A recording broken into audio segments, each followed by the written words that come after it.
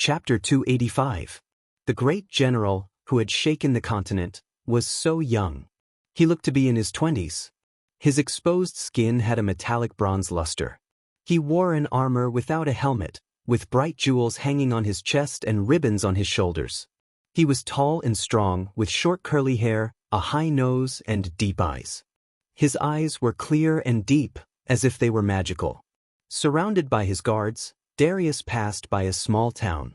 It was a market town that had spontaneously formed by the side of the main road. It was a place for travelers and merchants to rest. It was also a place for the nearby villages to trade goods and buy various goods. The region east of the Euphrates River, the city of Kish, had not been ravaged by the war. Back then, Seneca's army had not arrived here, and Darius had conquered the city without a fight. Therefore, this region had not suffered any damage, and it looked just like before the war. There was a tavern by the side of the road. In front of the tavern was an open courtyard. There was no wall on the side facing the main road. There were a few tables and stools in the open space, with a row of stakes and stone troughs for horses to drink and feed. There were no large courier stations in such a small town. Taverns like this were common by the side of the main road, mainly for travelers to rest and drink their horses. This place used to be the crossings of the upper reaches of the Euphrates River, the trade route leading to the hinterland of Babylon. It used to be a prosperous place, but now, in times of war, there were fewer customers than before. Seeing the army passing by, only the children in the town hid in the corner, looking around curiously. Then they were called back home by the adults and quickly closed the door. Even the owner of the tavern was hiding in his room, looking out through the cracks in the window. However, there were two guests sitting at the table in the courtyard, each taking a table and drinking leisurely, as if they didn't see the murderous army passing by. A gust of wind blew by. Darius's well-trained guards suddenly smelled a strange aroma of wine. It was the aroma of the best wine in the world. How could it be in this small town? Although Kish had not experienced any war, the people's livelihood and economy were not as good as before due to the impact of the wars in the surrounding areas. Luxury goods were the first to be affected. Brewing wine consumed food, and during the war, the supply of wine would definitely be insufficient, especially when good wine was abnormally expensive and rare. Why would it appear in such a small tavern? The wine sold in these roadside taverns was turbid and bland, sour and astringent, the kind that drivers on the mainland often drank. Although the personal guards were surprised, none of them turned around to look. Even the horses' steps were not messed up, and they subconsciously raised their guard. Even if a true elite soldier did not sense any danger, even if there was a trace of abnormal aura in the surrounding environment, they would still be on guard. At this moment, an order was suddenly heard. The guards at the front of the procession suddenly stopped. They reined in their horses at the same time, almost without making too much noise. Then, the order to stop the march was passed to the rear. Like a wave, the entire army stopped. No one spoke, and there was no sound of weapons and armor clashing. The official road was filled with a somber atmosphere. The guards parted to make way for Darius. He dismounted from his horse and handed his sword to his followers. Then he strode into the half-open courtyard. Everyone in the town was shocked. They did not know why the army stopped here. Watching the mighty general walk into the tavern, the owner of the tavern hid behind the window. He should have come out to greet the guests, but he could not move at all. Darius walked to a table, pulled out a stool, and sat down. Good wine. I did not expect to have such good wine in a place like this. Sitting opposite him was a handsome young man in a gray linen robe. His face was calm, and his facial features were full of determination. He smiled and took out another cup from thin air. He picked up the wine pot on the table and poured Darius a full cup of wine. He pushed it to Darius and said, "The Supreme General has a sharp nose. Did you get off the horse for this cup of wine?" Darius laughed and said, "Good wine should be drunk for a hero. I have led my army to the border of Igut, and I heard people calling for a general named Amon. I did not expect to meet you here. What a coincidence." Sitting opposite Darius was Amon. He raised his eyebrows slightly and asked, "Darius, do you know me?" Darius replied, "Your statue is erected in the city of Tulling. I have been there before." The master-level carving is just like you. Anyone who has seen it before would be able to recognize you at a glance. Why do you ask me this question? You are the General Igut, and I am the General Potts now. I believe you have heard that Igut has just surrendered to Potts. Are you waiting for me here? Amon raised his cup and said, I am drinking. You came here yourself. Darius raised his cup and said, let me toast to you. As a general on the battlefield, let me toast to your legend. Darius knew who was sitting in front of him, but he was not afraid at all. His subordinates were very disciplined. None of his guards came over without orders. The whole army was waiting quietly on the road. When they talked, they used magic to mute their voices. Only Darius and Amon could hear what they were talking about. Amon raised his cup and drank it up. I admire your courage. You know who I am, but you still dare to come here alone. Darius laughed. You are the one who should admire me. Even if you are Ammonius, you will not be able to stand the elite army of the undead. Amon, you once captured the king of Hittite, Lucier, and appeared at the hunting ground where Sinak was killed. Are you here to assassinate me today? It is not an assassination in front of the army. It is a one-on-one battle. Amon shook his head. I am not here to assassinate you. I am just a little curious. I want to see with my own eyes who defeated Goliath. I am a god, and according to the agreement of the gods, I will not attack a mortal directly. If I really want to kill you, I will send messengers to you. You must be careful. Darius's laughter suddenly became louder, causing the air around him to buzz. Even the table in front of him was trembling. He smiled and asked, So, did you see it clearly? It is I who defeated Goliath, and it is I who defeated the Anunnaki. Whether on earth or in the divine realm, Anu was defeated by me. This time it was Amon's turn to be surprised. When Darius laughed, there was a familiar aura. The supreme general in front of him seemed to be Marduk. Amon put down his cup and said softly, Darius, it is you? Darius replied with a hidden meaning, In the human world, I am Darius now. You must be curious how I did it. This is another state that I seek. You can call it the avatar of fruit. Along with the voice, a piece of information was imprinted in Amon's mind, explaining the identity of the supreme general who was drinking. It could be said to be extremely mysterious. Sitting in front of Amon was both Marduk and Darius, the general of Paz. But Marduk, the god, was creating his divine realm in immortality, unlike Anu, who came to the human world in the form of a new soul and became Goliath. When he came to the human world, Darius was him, and when he stayed in the divine realm, everything that Darius thought and experienced in the human world was equivalent to what he had experienced. This incarnation was actually a person in the human world. He was born in a noble family of the Neanderthal tribe in Paz, Teherman. He was talented and brave since he was a child. At a young age, he made many outstanding achievements and was appointed as a general by Cyrus. So Darius would tell Amon that both Anu and Goliath were defeated by him. This state was different from that of a simple avatar.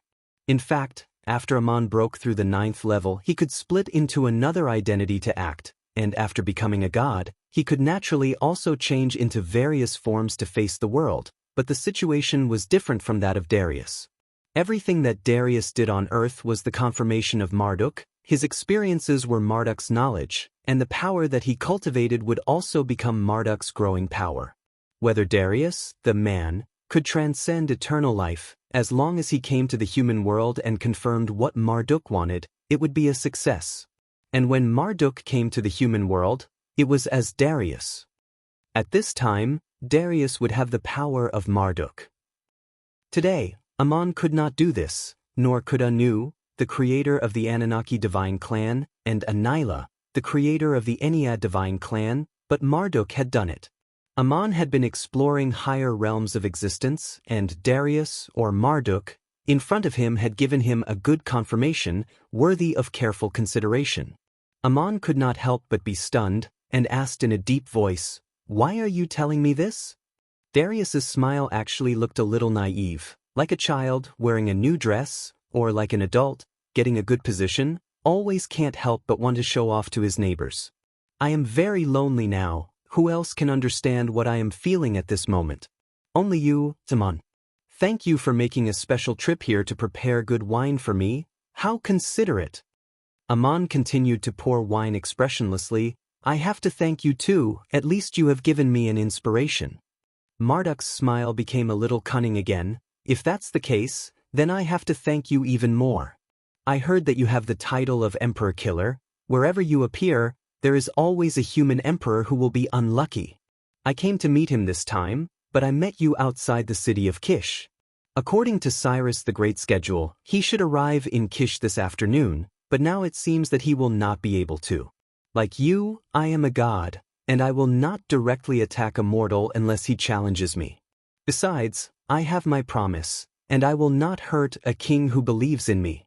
And I have cut off this incarnation of Darius, and everything I do in the human world will not go beyond this identity, otherwise there is no way to verify it. If someone succeeds in assassinating Cyrus, it may instead help me, so allow me to say my thanks in private. Aman's face changed slightly, and he suddenly realized a situation that he had not expected in advance.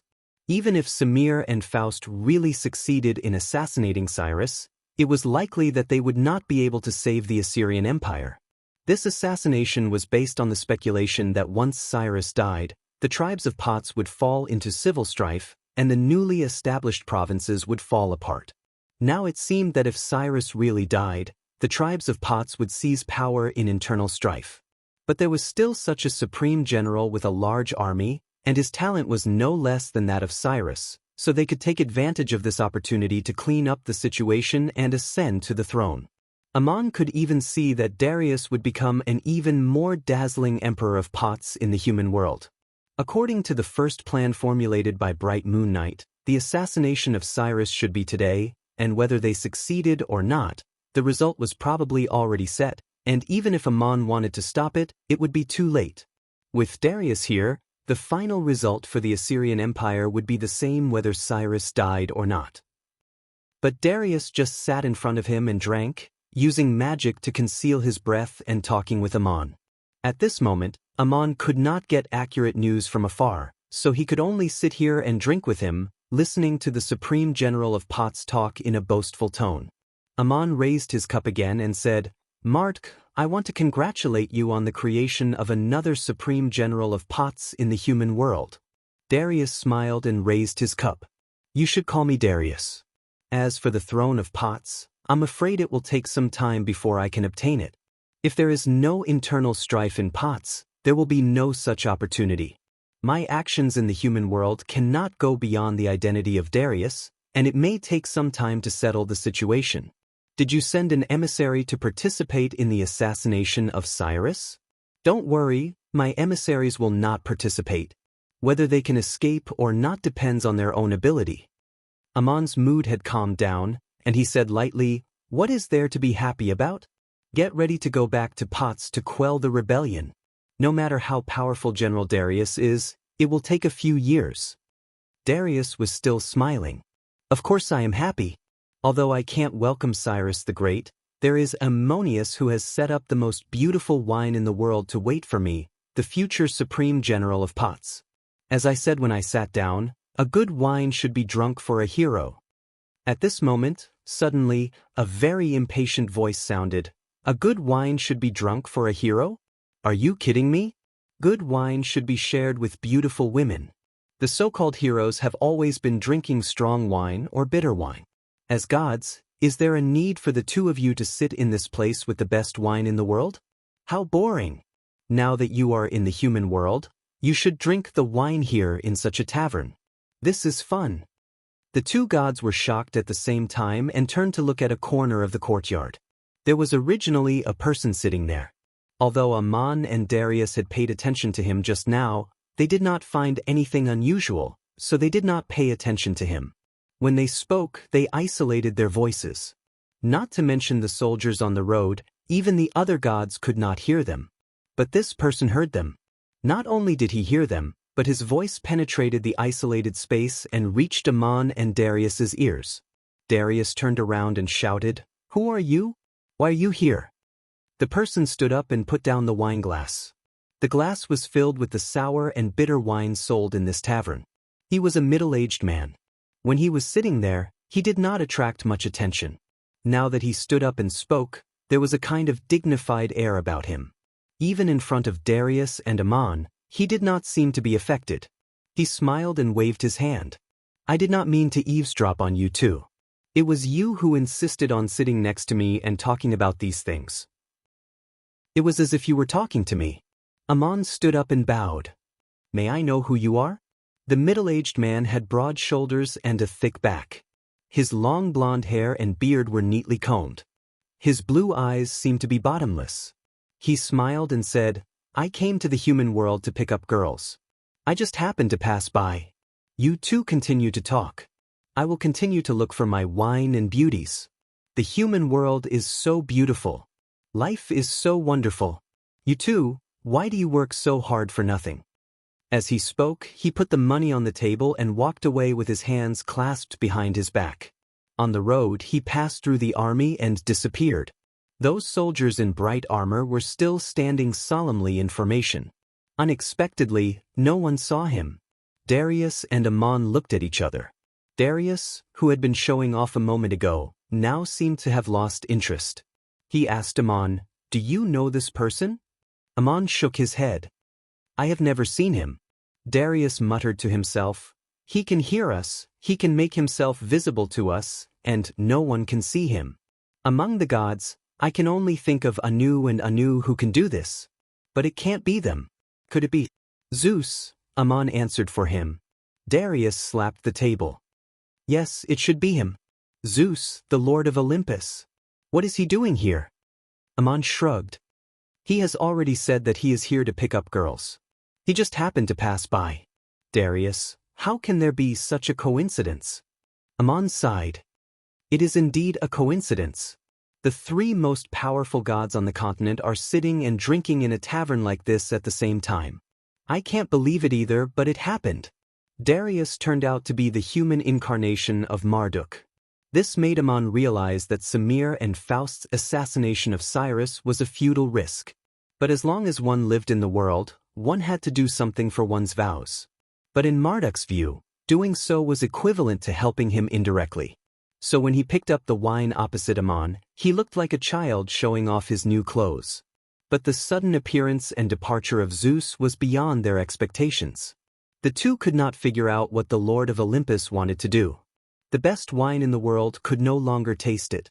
The two powerful gods on the continent seemed to feel an unknown that was beyond their control. Just then, 3 flying swords whizzed towards them from the distant horizon. The mages controlling the flying swords spared no effort in using their magic power to rush towards them at top speed. The soldiers on the official road were still unaware, but Darius and Ammon had already noticed. Darius nodded. Congratulations. It seems that someone has succeeded in assassinating Cyrus. Chapter 286. The assassination of Cyrus was very sudden, and no one had expected it. The time and place of the assassination was not during the celebration of the city. Although there were many people on that occasion, the security around Cyrus was the tightest, and there was no way to make arrangements in advance.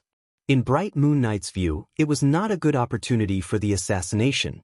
When the celebration was over, Cyrus stayed in the city of Nippur for one night. The next morning he set off west for the city of Kish, where General Darius would be waiting for him. Of course, the governor of Nippur would send him off, and the city would also hold a grand ceremony. The local military and political officials would follow Cyrus the Great out of the city, and outside the city, there would also be people kneeling to show the power of Cyrus the Great.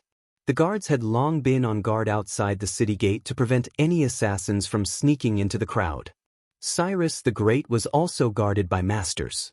Even if there were assassins, the possibility of them breaking through the layers of guards to get close to Cyrus was very small, and the suspicious people would probably be killed before they could even get close.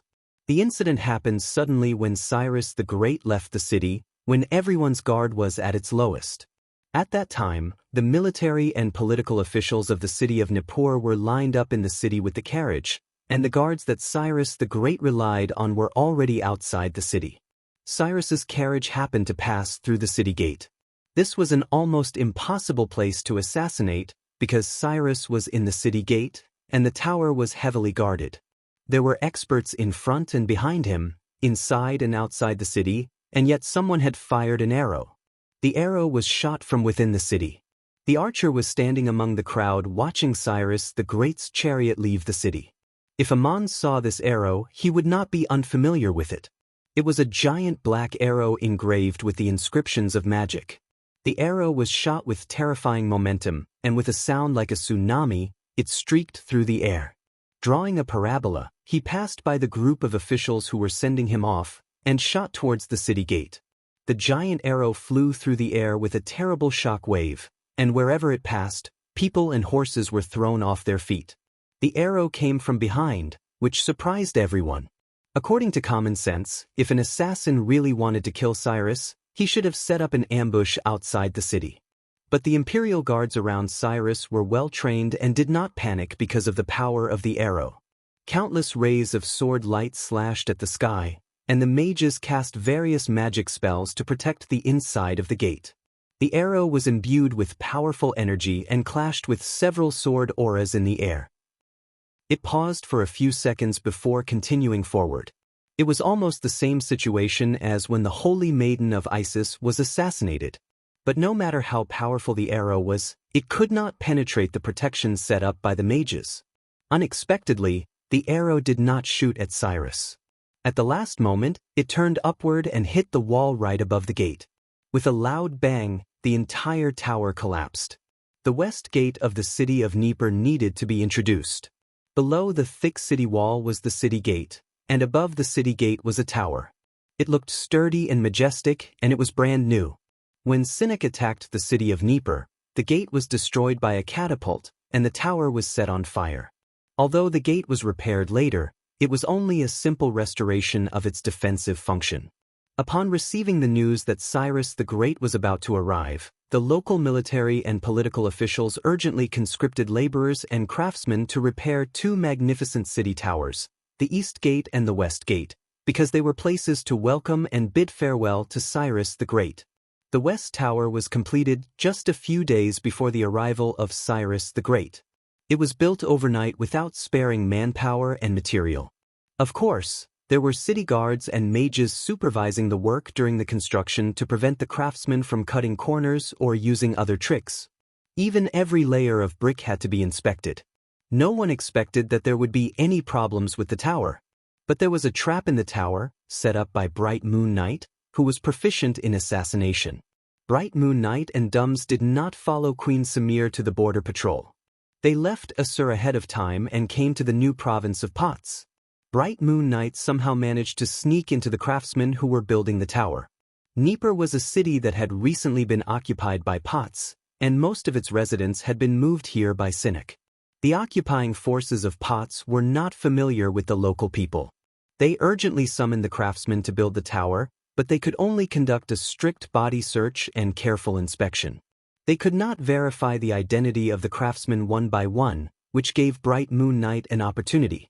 This trap was very well hidden, similar to the trap that Enlil had encountered years ago.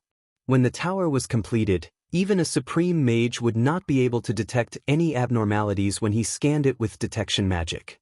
Well, it took a lot of power to detonate this trap, and it also needed to be very clever.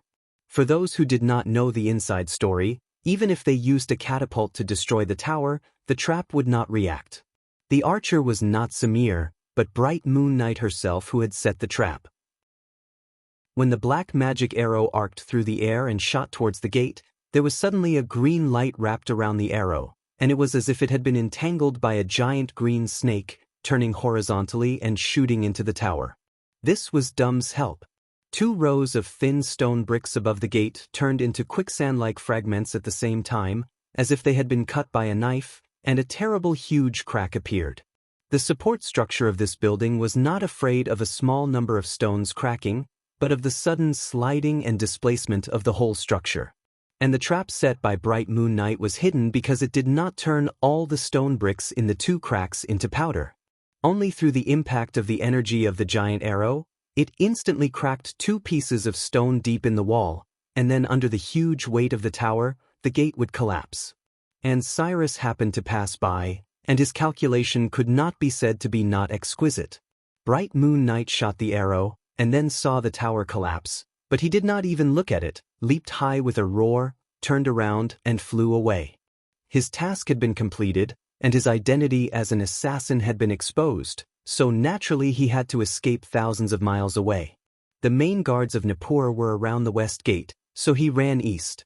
The masters were busy protecting the emperor at the moment and had no time to catch up with him, and the ordinary guards could not stop him. If it had been someone else, Bright Moon Knight would have been enough to solve the problem, but how could Emperor Cyrus be assassinated so easily? At the moment when the tower collapsed, screams and roars rang out, and countless rays of light rose. Space seemed to freeze for a moment, and the carriage Cyrus was riding in suddenly fell apart. Two supreme mages raised their staffs high, and several supreme warriors surrounded him as they rushed out of the city. Behind them, smoke and dust rose, and the whole tower completely collapsed, but Cyrus was not buried in it. However, the other imperial guards around the great emperor were not so lucky. At least a dozen of them did not manage to escape in time and were smashed into meat paste on the spot. The falling rubble also injured many people in the escort team inside and outside the city. Although Cyrus was unharmed, he looked very embarrassed. He abandoned the carriage and rushed out of the city. There were only 5 experts at the city gate to escort him out of danger, while the rest of the guards were buried in the collapsed city tower. The scene immediately became chaotic. Screams rang out from inside and outside Nippur at the same time. Someone shouted, "Cyrus is dead!" And the people near the gate also scattered in all directions. Even the guards on guard could not restrain them. The captain of the guards next to Cyrus raised his sword and shouted, drowning out all the voices, "The emperor is safe and sound. Beware of the assassins, do not panic." Then a dozen figures flew into the air. Cyrus's guards of honor and half of the masters had already left the city to clear the way in front. At this moment, the mages turned and flew to the top of the tower.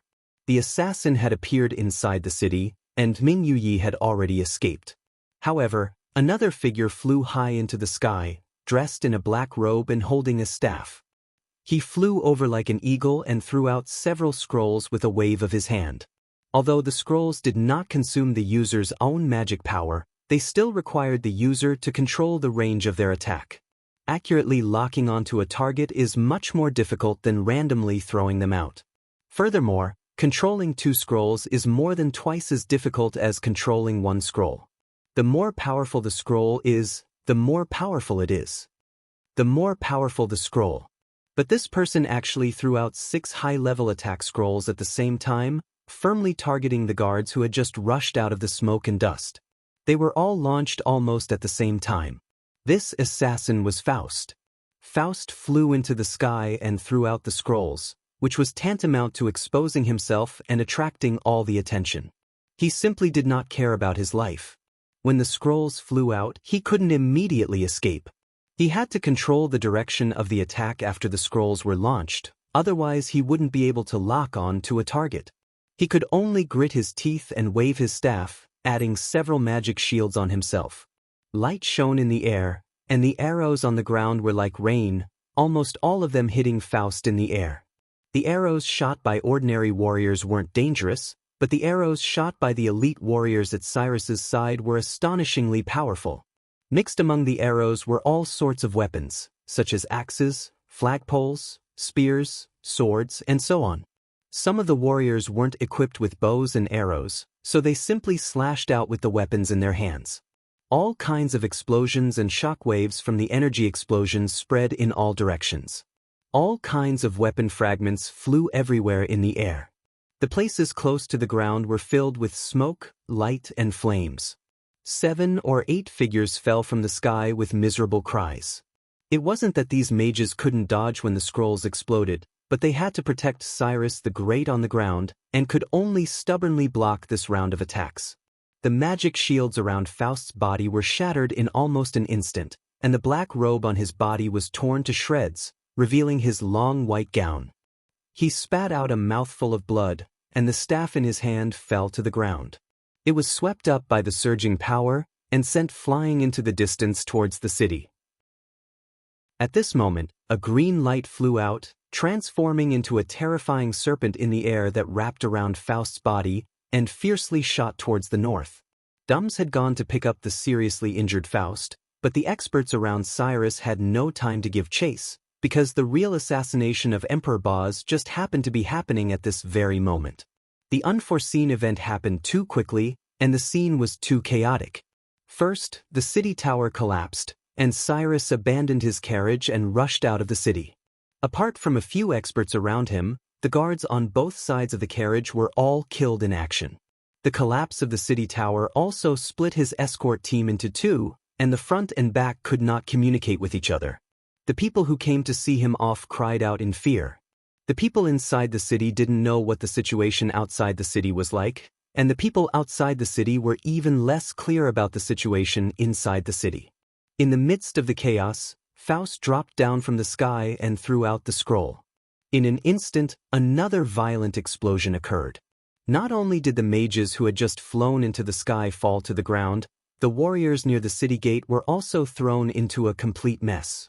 Only flashes of light could be seen before their eyes, and only the buzzing echoes could be heard in their ears. Bright Moon Knight had shot the arrow from inside the city, and Faust had also flown out of the city, attracting the attention of all the guards outside the city. The Imperial Guards hurriedly turned around and rushed towards the direction of the city gate to protect the Emperor. The mages also turned around and took out their staffs, and those who reacted quickly had already flown into the air.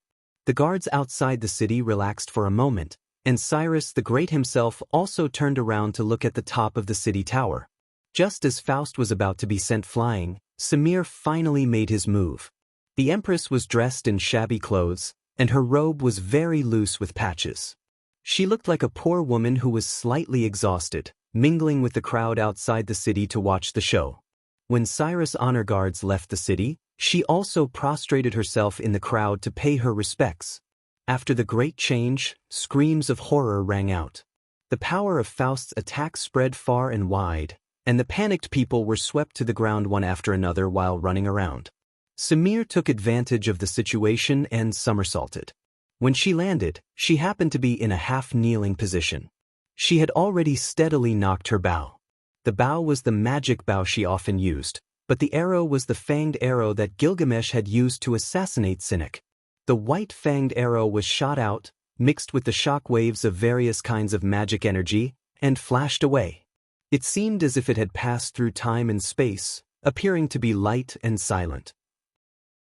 But Samir, who was half-kneeling on the ground, moved so solemnly, as if she had turned into a hard stone statue.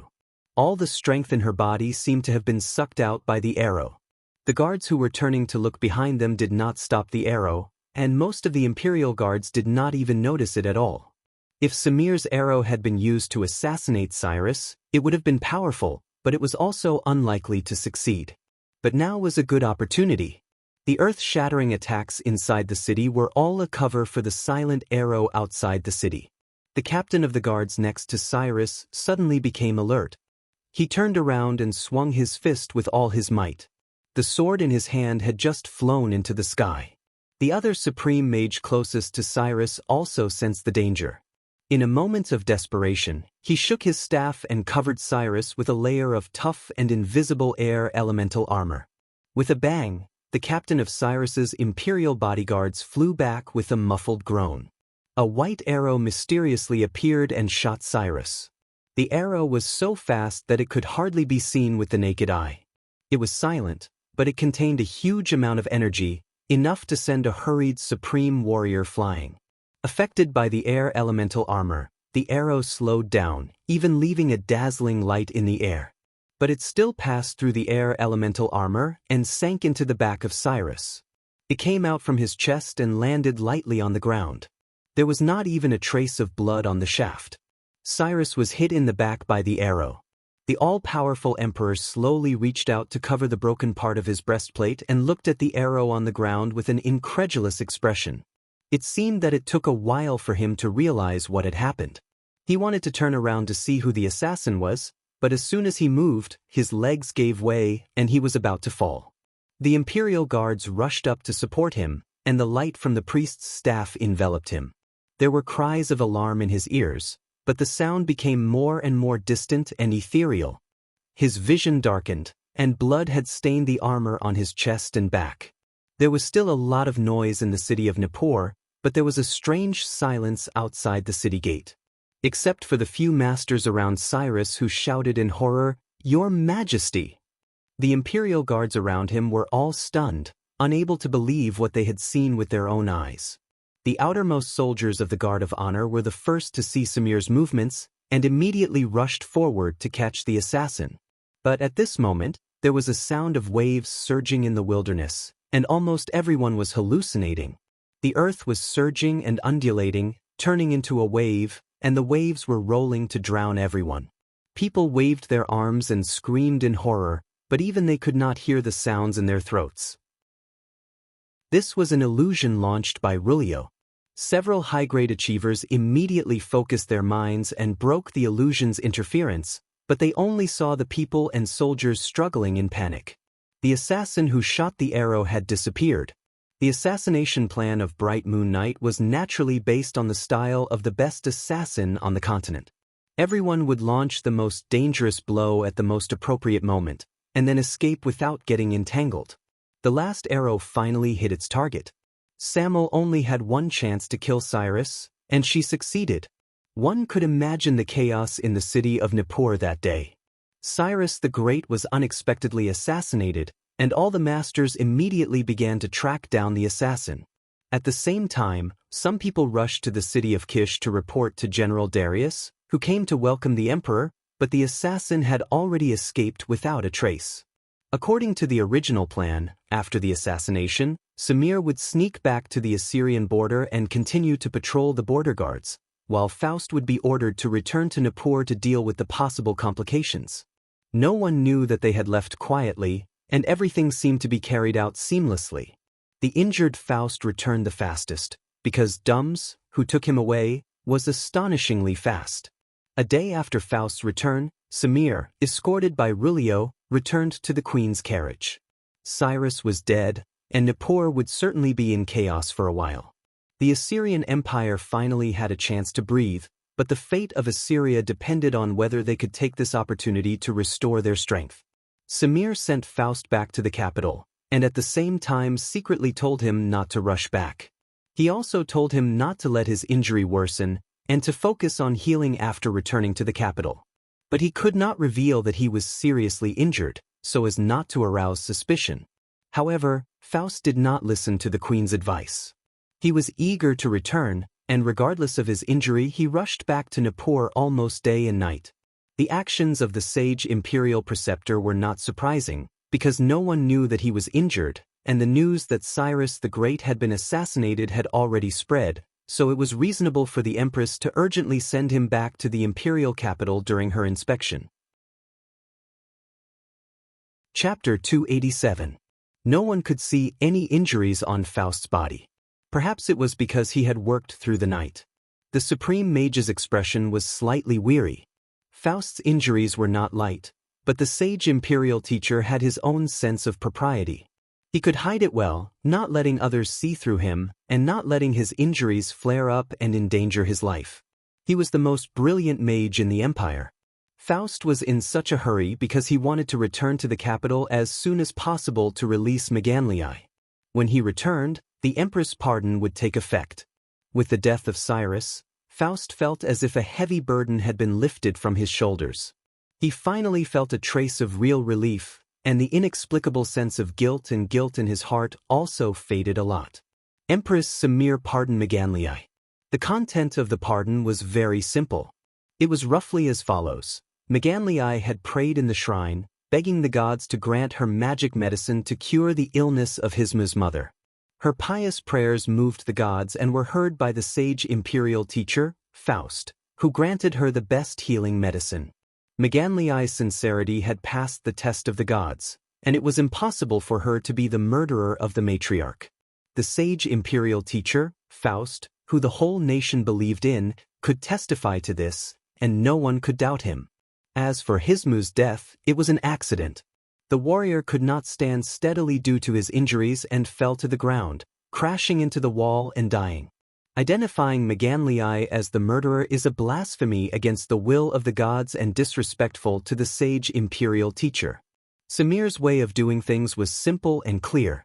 There was no unnecessary explanation for the pardon, and she had borrowed Faust's name. No one else knew about the relationship between Maganlii and Faust. Even if there were people who were dissatisfied with the pardon, they would not dare to say anything.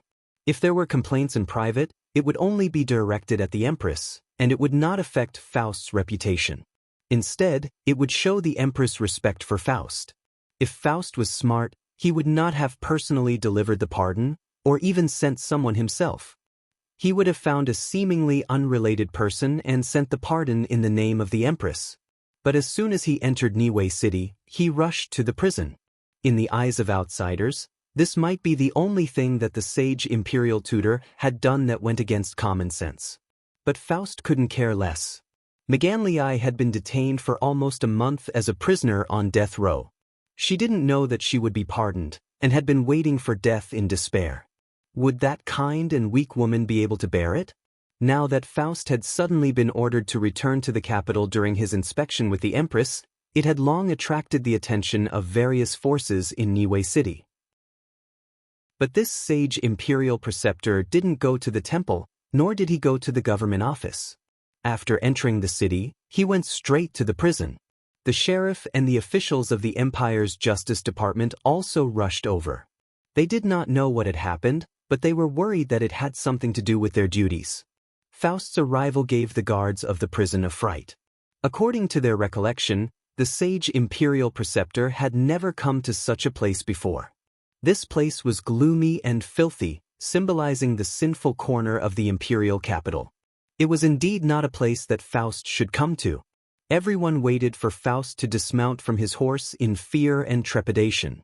The guards put down their weapons and knelt down to kiss the soil under his feet. Their attitude was respectful and devout, as if they were welcoming the arrival of a god. Faust didn't forget his etiquette. His attitude was humble and amiable, and his expression was graceful and noble. He waved his hand and said, "You all have duties to perform. Stand up and continue your duties. There is no need to salute like this. Who is the officer of the prison? I have something to ask." The officer of the prison quickly stepped forward and bowed. "This lowly one is. May I ask what instructions does the imperial preceptor have for me?"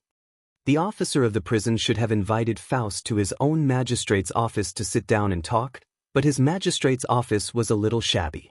It was the outermost room in the prison, not suitable for the sage imperial preceptor who was revered by the whole nation to sit. Even inviting him in would be a kind of blasphemy. Faust waved his hand and said, "His Majesty has given me a pardon order to pardon a person in the prison." He hadn't taken out the pardon order, and the prison officer didn't dare to stretch out his hand to ask for it. He only asked as carefully as possible, "Who is it? Pardon his sentence or pardon his crime? How could I trouble the imperial preceptor to personally come over for such a small matter? Just send someone over to greet me." The pardon order was divided into two types, general pardon and special pardon. General pardon was divided into pardon of punishment and pardon of crime. The so-called pardon meant that the crime was not changed, but the punishment was exempted or reduced. Pardon, on the other hand, meant that there was no punishment at all. According to Assyrian law, only the king had this kind of power. The prison officer had deliberately asked this question, afraid that he would appear incompetent. Only then did Faust realize that it was a little strange for him to personally come to the prison as soon as he entered the city. But since he was already here, he pretended to be relaxed and said, "This is something that Her Majesty the Empress specifically instructed me to do before I left, so I did it as soon as I came back, lest I forget about it when I get busy." He took out Samir's pardon order and handed it over. The prison officer respectfully received it and opened it. Suddenly, sweat broke out on his forehead, and his legs turned to jelly. He knelt down and kowtowed, "Forgive me, Her Majesty, forgive me, Imperial Preceptor. I never thought that it would be like this. Otherwise, this would never have happened." Faust was taken aback, and hurriedly asked, "What happened?" The prison officer was still explaining in a trembling voice. Although there were orders to temporarily detain Meganlii until Her Majesty the Empress returns, her crime has already been determined and she is on death row. We did not know that there would be a special pardon. During this period of time, everyone thought that she would be executed when Her Majesty the Empress returns, but no one tortured or mistreated her. It was herself. Before he could finish, Faust had already reached out and lifted the prison officer up. He covered his face with his hair and asked, "What happened to Meganlii?" The prison officer replied, "Meganlii died. She died on her own. She doesn't eat anything." Faust felt the prison door in front of him shake, and the ground under his feet also moved. He could not help but say in a hoarse voice, "How is this possible? When did this happen?" The prison officer was scared out of his wits, and replied in a trembling voice, "Just 2 days ago.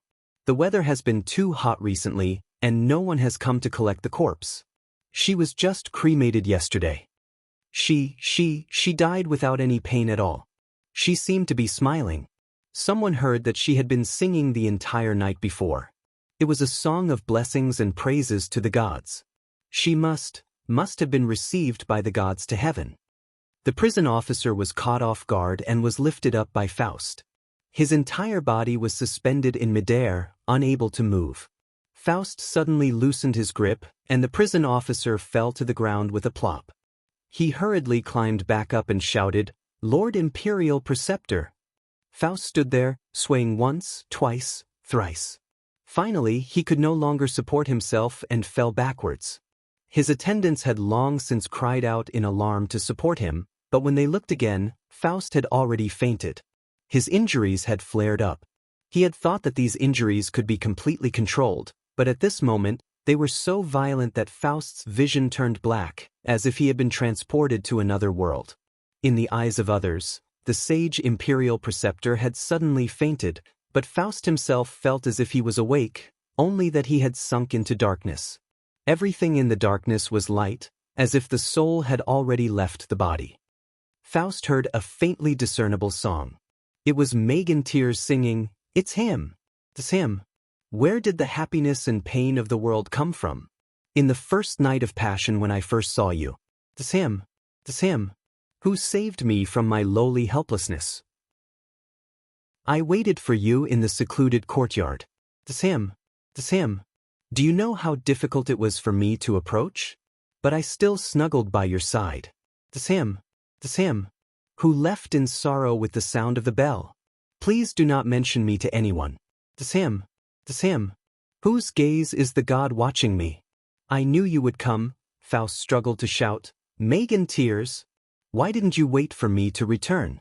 I should have told you earlier that I would return to the capital with a special pardon, but you—" The voice of Megantears replied, "I knew you would come to save me. I am grateful for everything you have given me, but I do not know what else I can do. Hismu's family is ruined, and what have I brought you? At the last moment of my life, I suddenly recognized you. We have met before, but I am still grateful to you. God, please take me away, this is my salvation." A brand in his soul pricked Faust again. He shouted, "O Sudan, is this all you have guided me to?" Sudan's figure appeared, still as handsome and bewitching as ever. Behind him was a layer of mist, and within the mist was a shadow with a sharp horn and a forked tail. He sneered, "No, you have done all this yourself. Your soul is the master, and the power that I guide you is only a servant. Have you forgotten? You once asked me how to obtain your soul.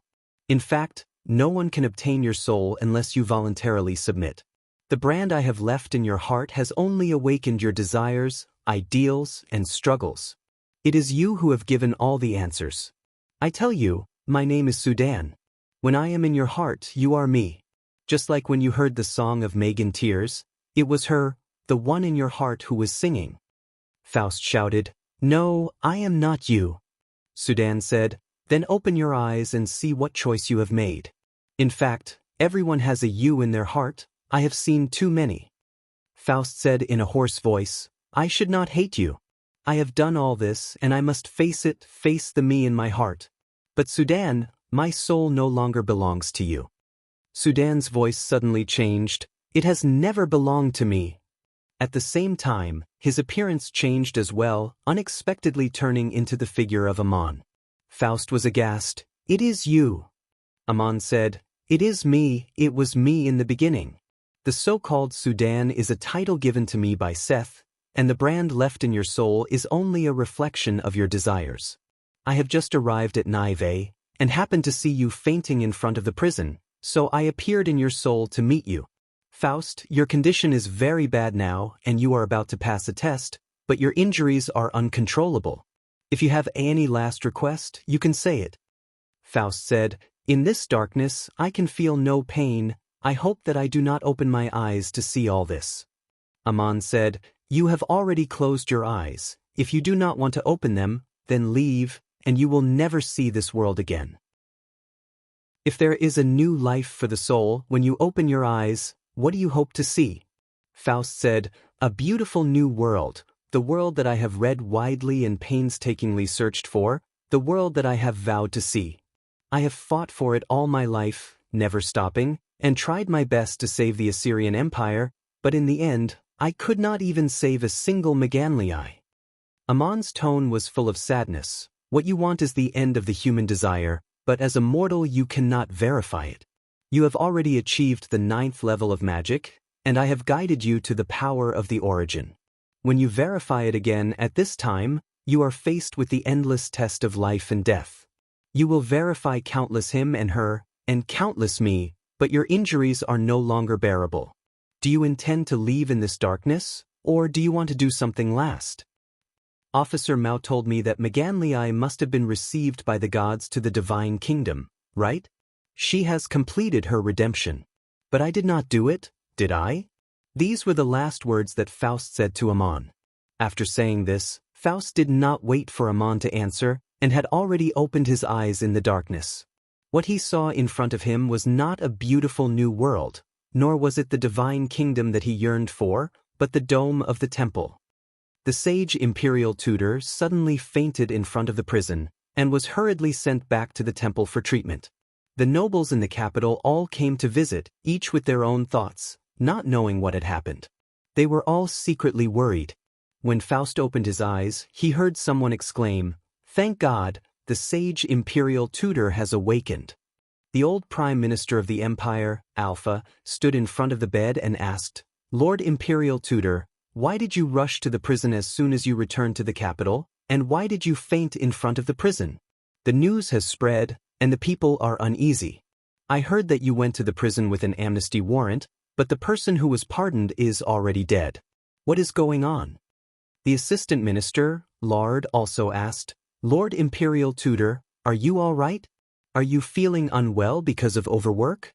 Or are you sad that the woman is dead, and that His Majesty could not fulfill His Majesty's decree? The woman herself has already confessed to the crime, and it is the benevolence of God, His Majesty, and the Lord Imperial Tutor to pardon her. It is a pity that she did not have such a good fate. Faust sat up on the bed, and spread his arms towards the sky. No, she is not guilty, the real murderer is me. I heard the people's private discussions, you have all heard of the case, right? It was I who killed Hism. Everyone was stunned. No one had expected Faust to say such words the moment he woke up. Could it be that the sage imperial tutor had gone mad? Faust did not care about the expressions of the people, and continued to narrate to himself, Back then, I had once disguised myself and went to a brothel to fool around. I was the one who injured Hism and disappeared, and Hism destroyed the brothel to seek revenge. Heavens! Everyone revealed expressions of disbelief. How could this be something that the sage imperial tutor would do? Someone tried to rush over to stop Faust from leaving. However, an invisible force blocked them. Faust sat there with his arms open, and no one could approach him. Someone shouted, Lord Imperial Tutor, please shut up, don't say any more. We don't want to hear it and we don't dare to hear it. This was not done by you, it can't be you. Some people covered their ears, but Faust's words were as clear as if they had drilled into their souls. No matter how they covered their ears, they could not block it. Not only did it reach the ears of the people in the temple, but it also went out of the temple, and even half of the people in Nive City heard it. Those who heard it were stunned. Many housewives stopped what they were doing, and the pedestrians on the streets stopped their footsteps, listening to the voice that represented solemnity and holiness in the empire. Faust told everything that had happened between him and Maganlii, and finally shouted, "It was I who seduced her, it was I who possessed her, it was I who brought her bad luck, it was I who gave her that bottle of medicine, it was I who killed Hism, it was I who watched her be taken to prison and become a prisoner on death row. Her life was trampled, her name was spat upon, and she bore and redeemed the sin that originally belonged to me. She didn't even know that I was that person back then." The sage imperial tutor's narration finally came to an end, and the people inside and outside the temple were all stunned. Faust opened his arms and looked up at the sky. His line of sight seemed to have passed through the dome of the temple, and he saw Ammon, Gabriel, Samuel, and Rulio standing on the clouds in the distance. Faust's posture seemed to be hugging something, but his figure turned into a wisp of green smoke, passing through the temple and drifting away. Samuel had come, right in the clouds. The Empress was supposed to still be on her way to patrol the border and would arrive at another city in 2 days, but now she was brought here by Ammonius. She had witnessed the last scene of Faust in this world with her own eyes, and tears were streaming down her cheeks. Faust turned into a wisp of green smoke and disappeared. Samuel suddenly pulled out the sword at his waist, turned around, and pointed it at Ammon's throat, and shouted sternly, "God, was it you? Did you guide him to do all this?" Ammon's face was full of sorrow, as if he did not see Samuel's sword at all. He muttered to himself, "Faust, you dominated the soul at the last moment and completed the redemption. You passed the test, and at this moment, you had reached the end of your human achievements, but you left because of your injuries. Your final achievement was to redeem your own soul, and you could choose to leave with a clear mind. When you were reborn, all the traces could still be preserved to complete the unfinished quest. You are a name, and there is a Satan in your heart. There is a you in everyone's heart. When the last moment came, you finally proved the master of the soul." Gabriel flashed, holding the blade of order in front of Samuel, and said, "Anyone in the world can be in the same situation as Faust. The only difference is that they are not the sage imperial tutor of Assur. Why did you point your sword at the gods? Ammon only guided him to see his own desires, and he has been making his own choice." Chapter 288. 269. The Prairie Fire. Ammon bowed his head and replied, "I grieve for Maganlii. I witnessed the story between her and Faust, but I still let it happen. Her fate is not my fault, but I met her and did nothing. This is the regret of a god. I can understand Faust's grief." Gabriel turned around and said, "My God, what you saw was the world, and you could not make it the kingdom of heaven that you vowed, but I am also a little surprised that you have come to such an end after experiencing it. Although you were far away at that time, did you not hear Maganlii's call to the gods?" Ammon said sadly, "The god she called should be Enril, maybe also Faust. Enril has fallen, but his name is still a symbol, a hope of Maganlii. Gabriel, do you know where I went wrong?" Ammon actually asked Gabriel where he went wrong. The angel who had transcended eternal life replied, "My God, you are not wrong, but you are different from them. When you were only a child, I saw you. Although your experience was full of hardships and trials, Ammon, who walked out of Duk, was born like a god. Perhaps when you wielded that heavy hammer at a young age, you were forged with perseverance and calmness. The Dushan's 1,000-year bloodline and the harsh and desolate environment have created a different kind of you. I only saw you lose your mind when Maria left. You felt weak and angry, impulsive regardless of the consequences, and helpless in the face of setbacks. Apart from that, no matter how many difficulties you encountered, your footsteps were never disorderly. A young man who was banished to the mountains into a tribe of cavemen was worshipped as a god. This is something no one else can do. That is why you became the Ammonius of today. Although you passed the test of endless life and death in your early years, and the thousands of creatures could not shake your will, the people of this world, they are not you. The people of this world are Faust, perhaps not as knowledgeable and accomplished as him.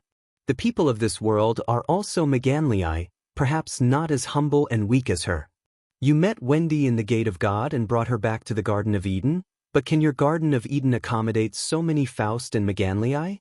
You gave Faust guidance and finally let him dominate the soul, but the other humble Meganlii has also been trying to dominate her own soul. She is not you, nor is she Faust, just a weak mortal, struggling in the face of fate. If you had not met her, I would have nothing to say.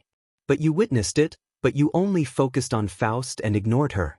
For you, witnessing a weak and humble person dominate her own soul may be more meaningful than paying attention to the assassination of Cyrus the Great. Empress Samir pointed her sword at you, not because you did something wrong, but because she felt resentful and helpless, just like her own life was full of helplessness. As a god, you will bear the questioning of the gods. As for how you look at it, it depends on what kind of god you want to be.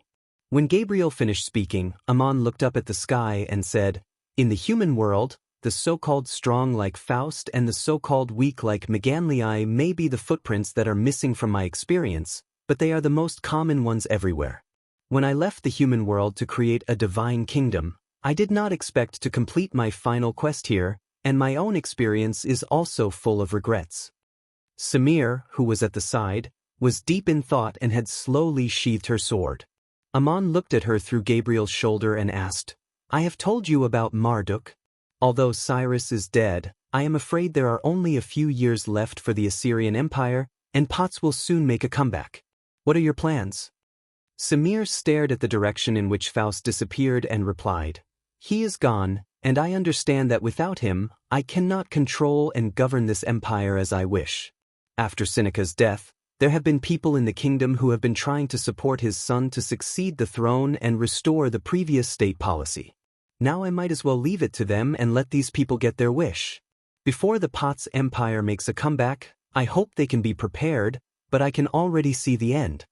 Rulio whispered, "Empress, are you going to retire? Why don't you go to the Garden of Eden and become an envoy of Amunius?" Samir shook her head, and suddenly a pair of white wings spread out behind her, and she flew south without saying a word. Rulio shouted, "Samir, where are you going?" Samir's voice replied from afar, "I have to take care of the last things and hand over the throne to Seneca's son, and I will go to the north of the Saya Plateau, where the Reese River originates, and live in seclusion. That is also where my people have lived for generations. What Faust could not find, I want to continue to search for. I wish you good luck in the Garden of Eden." Rulio watched Samir leave and said to Amon with some regret, "My God, she refused the invitation of the Garden of Eden, but that pair of wings is like an angel in the Garden of Eden." Amon narrowed his eyes and said, "Those are the wings of a white pigeon. It is said that when Samir was still a baby, a flock of white pigeons flew around her, and even used their wings to keep her warm. She was discovered by a couple and brought home. She has already received guidance, and she has her own desire to seek confirmation. At this moment, she has spread her wings and is finally free from fate. You all go back to the Garden of Eden. I am going to open up our kingdom of heaven." After saying this, Amon turned around and stepped into the void, once again disappearing from the world. In the next few years, the things that happened on the continent were unimaginable, but they were all within Amon's expectations. Cyrus was suddenly assassinated, and the newly rising Potsdam Empire did indeed fall into internal strife. Cyrus' son, Cambyses, sent a high priest named Gamorder to secretly execute his younger brother, who might have competed with him for the throne, and then went on an expedition to succeed the throne. Cambyses replaced his father, Cyrus, and arrived at the border of Igut, receiving the worship of the pharaohs of Igut, Merneptah. But just as Cambyses was heading to the border of Igut, the high priest Gamorder seized the opportunity to seize power in the name of the executed younger brother. Cambyses heard the news and hurried back to Potsdam with his army, but he died on the way. Some said he contracted an illness, some said he was injured in battle, and some said he was assassinated. Gamorder seized the throne, but he was unable to convince the masses. The Potsdam Empire fell into internal strife, and the conquered Elam kingdom took the opportunity to become independent. The remaining provinces also showed signs of falling apart. A few years later, the great general Darius, who was from the Neanderthal tribe, launched a coup, killed Gamortar, and ascended the throne. Then, he spent another 2 years to pacify the internal divisions and the various regions. Not only did he restore the prosperity of Cyrus, but the Potsdam Empire also continued to expand. Only then did Iga truly submit to Potsdam, and Assur and Babylon were destroyed one after another. From the assassination of Cyrus to the ascension of Darius, a total of 8 years had passed. From the ascension of Darius to the conquest of Assur, it took him another 2 years. In other words, the assassination of Cyrus by Faust and Samir gave the Assur Empire a total of 10 years of breathing space. Unfortunately, this empire was already in its twilight and had not yet recovered its former glory. In front of the powerful Potsdam, it was still vulnerable. Amon once said that it would take at least 2 to 3 years for Darius to take control of the situation, but in fact, Darius spent even more time. He was not in a hurry. Instead, he waited for the signs of internal strife to appear, and then suddenly launched an attack to eliminate all the hidden dangers and stabilize the rule of the Potsdam Empire. Darius led his army to the border, and the battle at the front line collapsed as soon as he touched it. The son of Sinak and the ministers of Assur immediately decided to surrender. Darius only fought a hard battle, and then immediately annexed the Assur Empire. If the Potsdam Empire had a battle to conquer Assur, then the conquest of Babylon was almost effortless. When the Potsdam Empire conquered Assur and sent its army south, Marduk had already sent down an oracle, ordering the kingdom of Babylon not to resist. King Ben-Nut wanted to fight, but unfortunately he had lost the support of the group of priests. When the army arrived, the priests guarding the capital took the initiative to stop the magic formation of the city of Babylon and opened the city gates. Darius largely inherited the national policy of Cyrus. Because the empire was expanding too fast and its territory was too vast, the development of the various regions was very uneven. He still adopted the strategy of local governance, not only retaining the interests of the original nobles, but also allowing them to worship their own gods. The Potsdam Empire allowed the people of the new provinces to worship the original gods, but as a conqueror, it also required the construction of shrines for the main gods of the Potsdam Empire. This scene was a bit like the town of Duk in the past, the town where Amon lived as a child. At the same time, there were shrines for the local patron goddess Murin and the god of Igut, Horus. But the situation of the Potsdam Empire today was different from that of Duk. The Potsdam Empire was a real conqueror, and its shrines were burning all over the continent, accepting real sacrifices. The current emperor of Potsdam, Darius, was actually the incarnation of Marduk. Would this emperor kneel to his own statue during the sacrifice ceremony? If that was the case, what a ridiculous scene it would be. But in fact, this scene did not happen. In the main shrine of the Potsdam Empire, in the center of the altar was a blazing flame, not a statue of a certain god. The Bakri that Amon knew was the title of a certain god, and Marduk also had an unknown name called Paksan. But the state religion of the Potsdam Empire was called the Great Light Church, and it was worshipped by a holy flame. The god symbolized by this flame was called Mazda.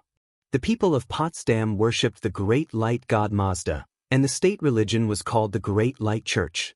Later generations also called it the sect of fire. Its branches spread far and wide and gradually mutated, and it was also called the sect of fire or the sect of fire. But that was a matter of a long time later. In short, Marduk was ever-changing, and no one knew that the holy flame named Mazda was also the symbol of this god. This scene reminded people of the caveman tribe that Link was in a long time ago. Those cavemen lit a flame that never went out in a large cave all year round, and they worshipped the flame that brought warmth and light as a god. It was the prototype of a primitive religion. Until the arrival of Amon, who inherited and replaced the position of the flame and became the god in their hearts. If Amon had higher achievements at that time and had a clearer purpose to become the god that people sacrificed, he could have adopted another approach and directly sent down an oracle to give guidance. Then the flame would have been deified, and its name might have been Amon, becoming the symbol of the god that brought warmth and light. Marduk may have done this in the past. Potsdam was first formed from the fusion of many primitive tribes, and it was normal for the origin of the sect of fire to have such traces. In a sense, he may have had similar experiences as Ammon, but whether this was the case or not, Ammon had not been able to verify. After the Potsdam Empire annexed Babylon, the divine realm of the original Mazda divine clan of the Potsdam Empire and the divine realm of the Anunnaki divine clan of the Heaven Center had merged into one, and with the submission of the Empire of Igut, it also extended into the divine realm of the Ennead divine clan. Darius then led his army westward, crossed the straits, defeated the former kingdom of Turkey to the west of Hittite, captured its capital city of Damascus, and established a new province. The kingdom of Turkey was already on the edge of the Olympian divine clan, and after Potsdam annexed it, they pressed into the united kingdom of Sidon by land and water, which was the place where the people on earth believed in the Olympian gods. The Potsdam army encountered the most tenacious resistance in history, and the repeated tug-of-war lasted for a long time. Ammon did not witness Darius' great achievements on earth, and as Marduk cut off his avatar to verify the oath was close to completion, Ammon also created his own vow of heaven in the immortal eternity. Faust turned into smoke and dissipated, Samir spread his wings and flew away, and Ammon stepped into the immortal eternity. His figure with a faint golden light appeared in the boundless loneliness, waved his hand forward, and saw a golden river, at the end of which was a lotus of the first holding a gushing red sun. Then the river surged and swept him into the source, swallowed up by the red sun, and Ammon entered the Ennead divine realm for the second time. As soon as he appeared in the divine realm, he heard Ra's voice, "Why are you only now coming?" Standing over a desert, Ammon said to the lotus of the first at the source of the divine river in the distance, when do you think I should come?" The petals opened, and Ra stood up and sighed, "I didn't expect that Marduk would actually defeat the entire Anunnaki divine clan. He attacked from the human world, and the divine realm of the Ennead is also in the process of imperceptibly merging, and Potsdam's fire is really fierce. Our original agreement was that after you had the achievements of the Creator, you would kill Seth and become the main god of the Ennead divine realm, but now." Ammon interrupted him and said, "Now I still abide by the agreement, no matter what the situation is in the Ennead divine realm." Ra actually bowed to Ammon and said, "Ammonius, your aura is both familiar and unfamiliar to me, as if it contains a realm that I have not yet sought. Can you please tell me, have you seen Anu? What happened to the Anunnaki divine realm? The answer that Anu and I are seeking, can you give us some pointers?" Ammon raised his hand, and a golden light imprinted itself between Ra's eyebrows. Ra stood in the heart of the flower, stunned, and the lotus of the first at his feet was gradually stained with a faint golden glow. After a while, he looked up and said, "Things on earth have exceeded my expectations. Even if the divine realm of the Ennead no longer exists, there is still this divine kingdom in the eternal and inextinguishable.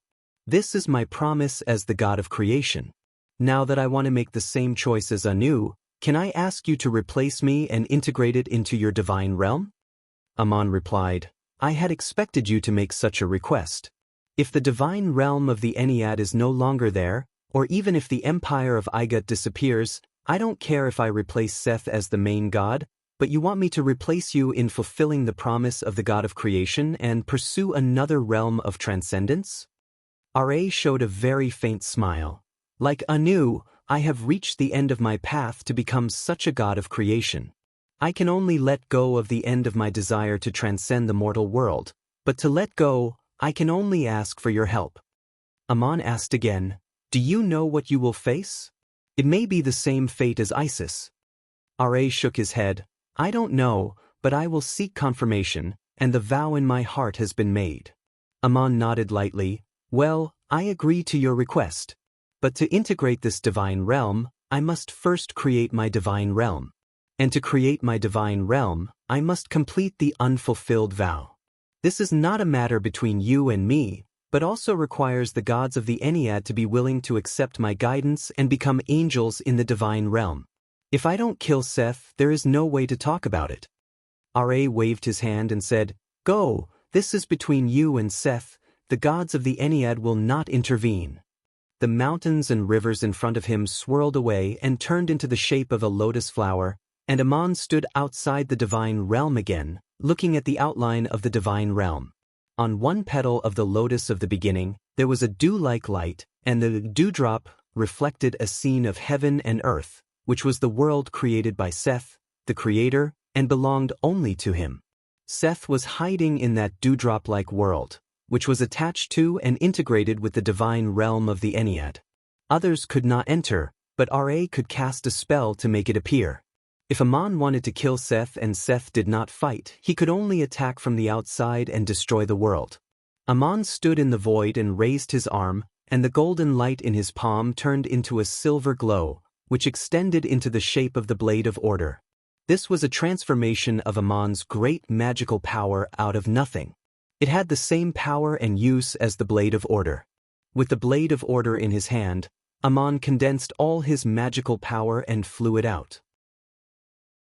After the silver glow flew out, it rapidly shrank and eventually fell on the dewdrop and disappeared. A crack appeared on the dewdrop, and there was a faint sound of a landslide, and the petals of the lotus flower trembled slightly. What Aman used at the moment was no longer a mortal technique. Chapter 289. Aman, who was outside the divine kingdom of Ennead, suddenly heard a terrified roar. "Aman, how can you do it?" Following the voice, a ray of light flew out of the crack in the dewdrop and fled into eternity, disappearing in the blink of an eye. Aman replied coldly, "My achievements have surpassed the Creator, and I have the means to cut open your world, so I came to find you." As he spoke, he turned into a golden light and shot through the void that Seth had fled to. The main body of the world created by Seth, who already had the achievement of the Creator, was a tall and majestic mountain, on top of which stood his palace, surrounded by undulating mountains. He was hiding in that palace, and no one outside this world knew what he was doing. Seth knew that sooner or later Aman would seek revenge on him, and he was safe and undisturbed by hiding in this world. But as the main god of the Ennead, it was impossible for him to never show up and disappear from his own world, and in the eyes of others, what was the difference between this and not existing? So he was preparing to fight Aman, but he still felt that he was not ready. As the main god of the Ennead, the head of the angels of the Ennead, and the guardian of the empire of Igut, Seth did not pay attention to the empire of Igut at all when it surrendered to Potts, nor did he listen to any calls, and devoted himself to cultivating his magic power and forging magic items. The members of the Ennead were not only the gods of the divine kingdom, but also the divine emissaries of the divine realm. Potts conquered Igut, and temples dedicated to the sacred fire of great light were also built all over Igut. Although in the short term, it had no substantial impact on the divine power source of the Ennead, in the long term, it was almost a devastating impact. In the eyes of ordinary people, the failure of Igut was the failure of the Ennead gods, and the submission of Pharaoh symbolized the submission of the Ennead gods to the Lord of Potts, Mazda. The reasons why the people of Igut were unwilling to sincerely offer sacrifices to the great god of light were complicated. For example, many people believed that the gods had abandoned the Pharaoh and no longer protected Igut, but they still prayed devoutly to the gods of the Ennead, trying to call upon the gods to protect Igut again and give the people courage and hope. The belief or concept of these people was that the gods did not only belong to the Pharaoh, but to everyone who received the guidance of glory. There was also another group of people who were unwilling to offer sacrifices to the gods of Potts. They needed a sense of self-identity because they were people of Igut and not people of Potts, so they expressed it through religious beliefs or some kind of cultural identity. Although Igut surrendered to Potts, they were not willing to surrender in their hearts. But in any case, if the rule of the Potts Empire over Igut continued for a long time and gradually integrated and divided the country, the Ennead gods would gradually lose their divine power source domain in a slow but irreversible way. The guidance received by the divine emissaries and the cultivation of their soul power were directly related to the divine power source domain, so how could they not be worried? In this case, Seth needed to come out and either give countermeasures or new guidance. This was the responsibility of the main god, But Seth did nothing but hide in his own world to prepare for Amon's revenge. Only when Ennead fully showed the outline of the Ennead to Amon could Amon find the world where Seth was hiding. Only when Amon had the achievements of the Creator could he have the means to cut open Seth's world. Otherwise, Seth would be safe, no one could disturb him, and he could hide for as long as he wanted. But Seth knew in his heart that Amon had become a fear and an obstacle in his heart, and the only way to completely cut this obstacle was to leave this world and find Amon to fight and behead Amon. Seth might have had a chance and had had a lot of chances. Thinking back to when Amon challenged him, he was only at the 9th level of mastering the power of origin. But Seth was seriously injured at the time and did not want to fight Amon to the death, so he chose to avoid meeting. When Amon passed the judgment of fate and judgment of Armageddon, he was also seriously injured. Seth wanted to take advantage of the situation and ran to the Nile River to wait. Enlil also came. They did not know that Artemis had intervened and allowed Amon to heal his injuries in the eternal state, and then Murin used an incredible method to directly summon Amon away. In the time that followed, as Seth's injuries were completely healed, he actually had many opportunities to find Amon to fight, and at that time he was stronger than Amon. But Seth always wanted to prepare a little more securely, and it would not be too late to face Amon.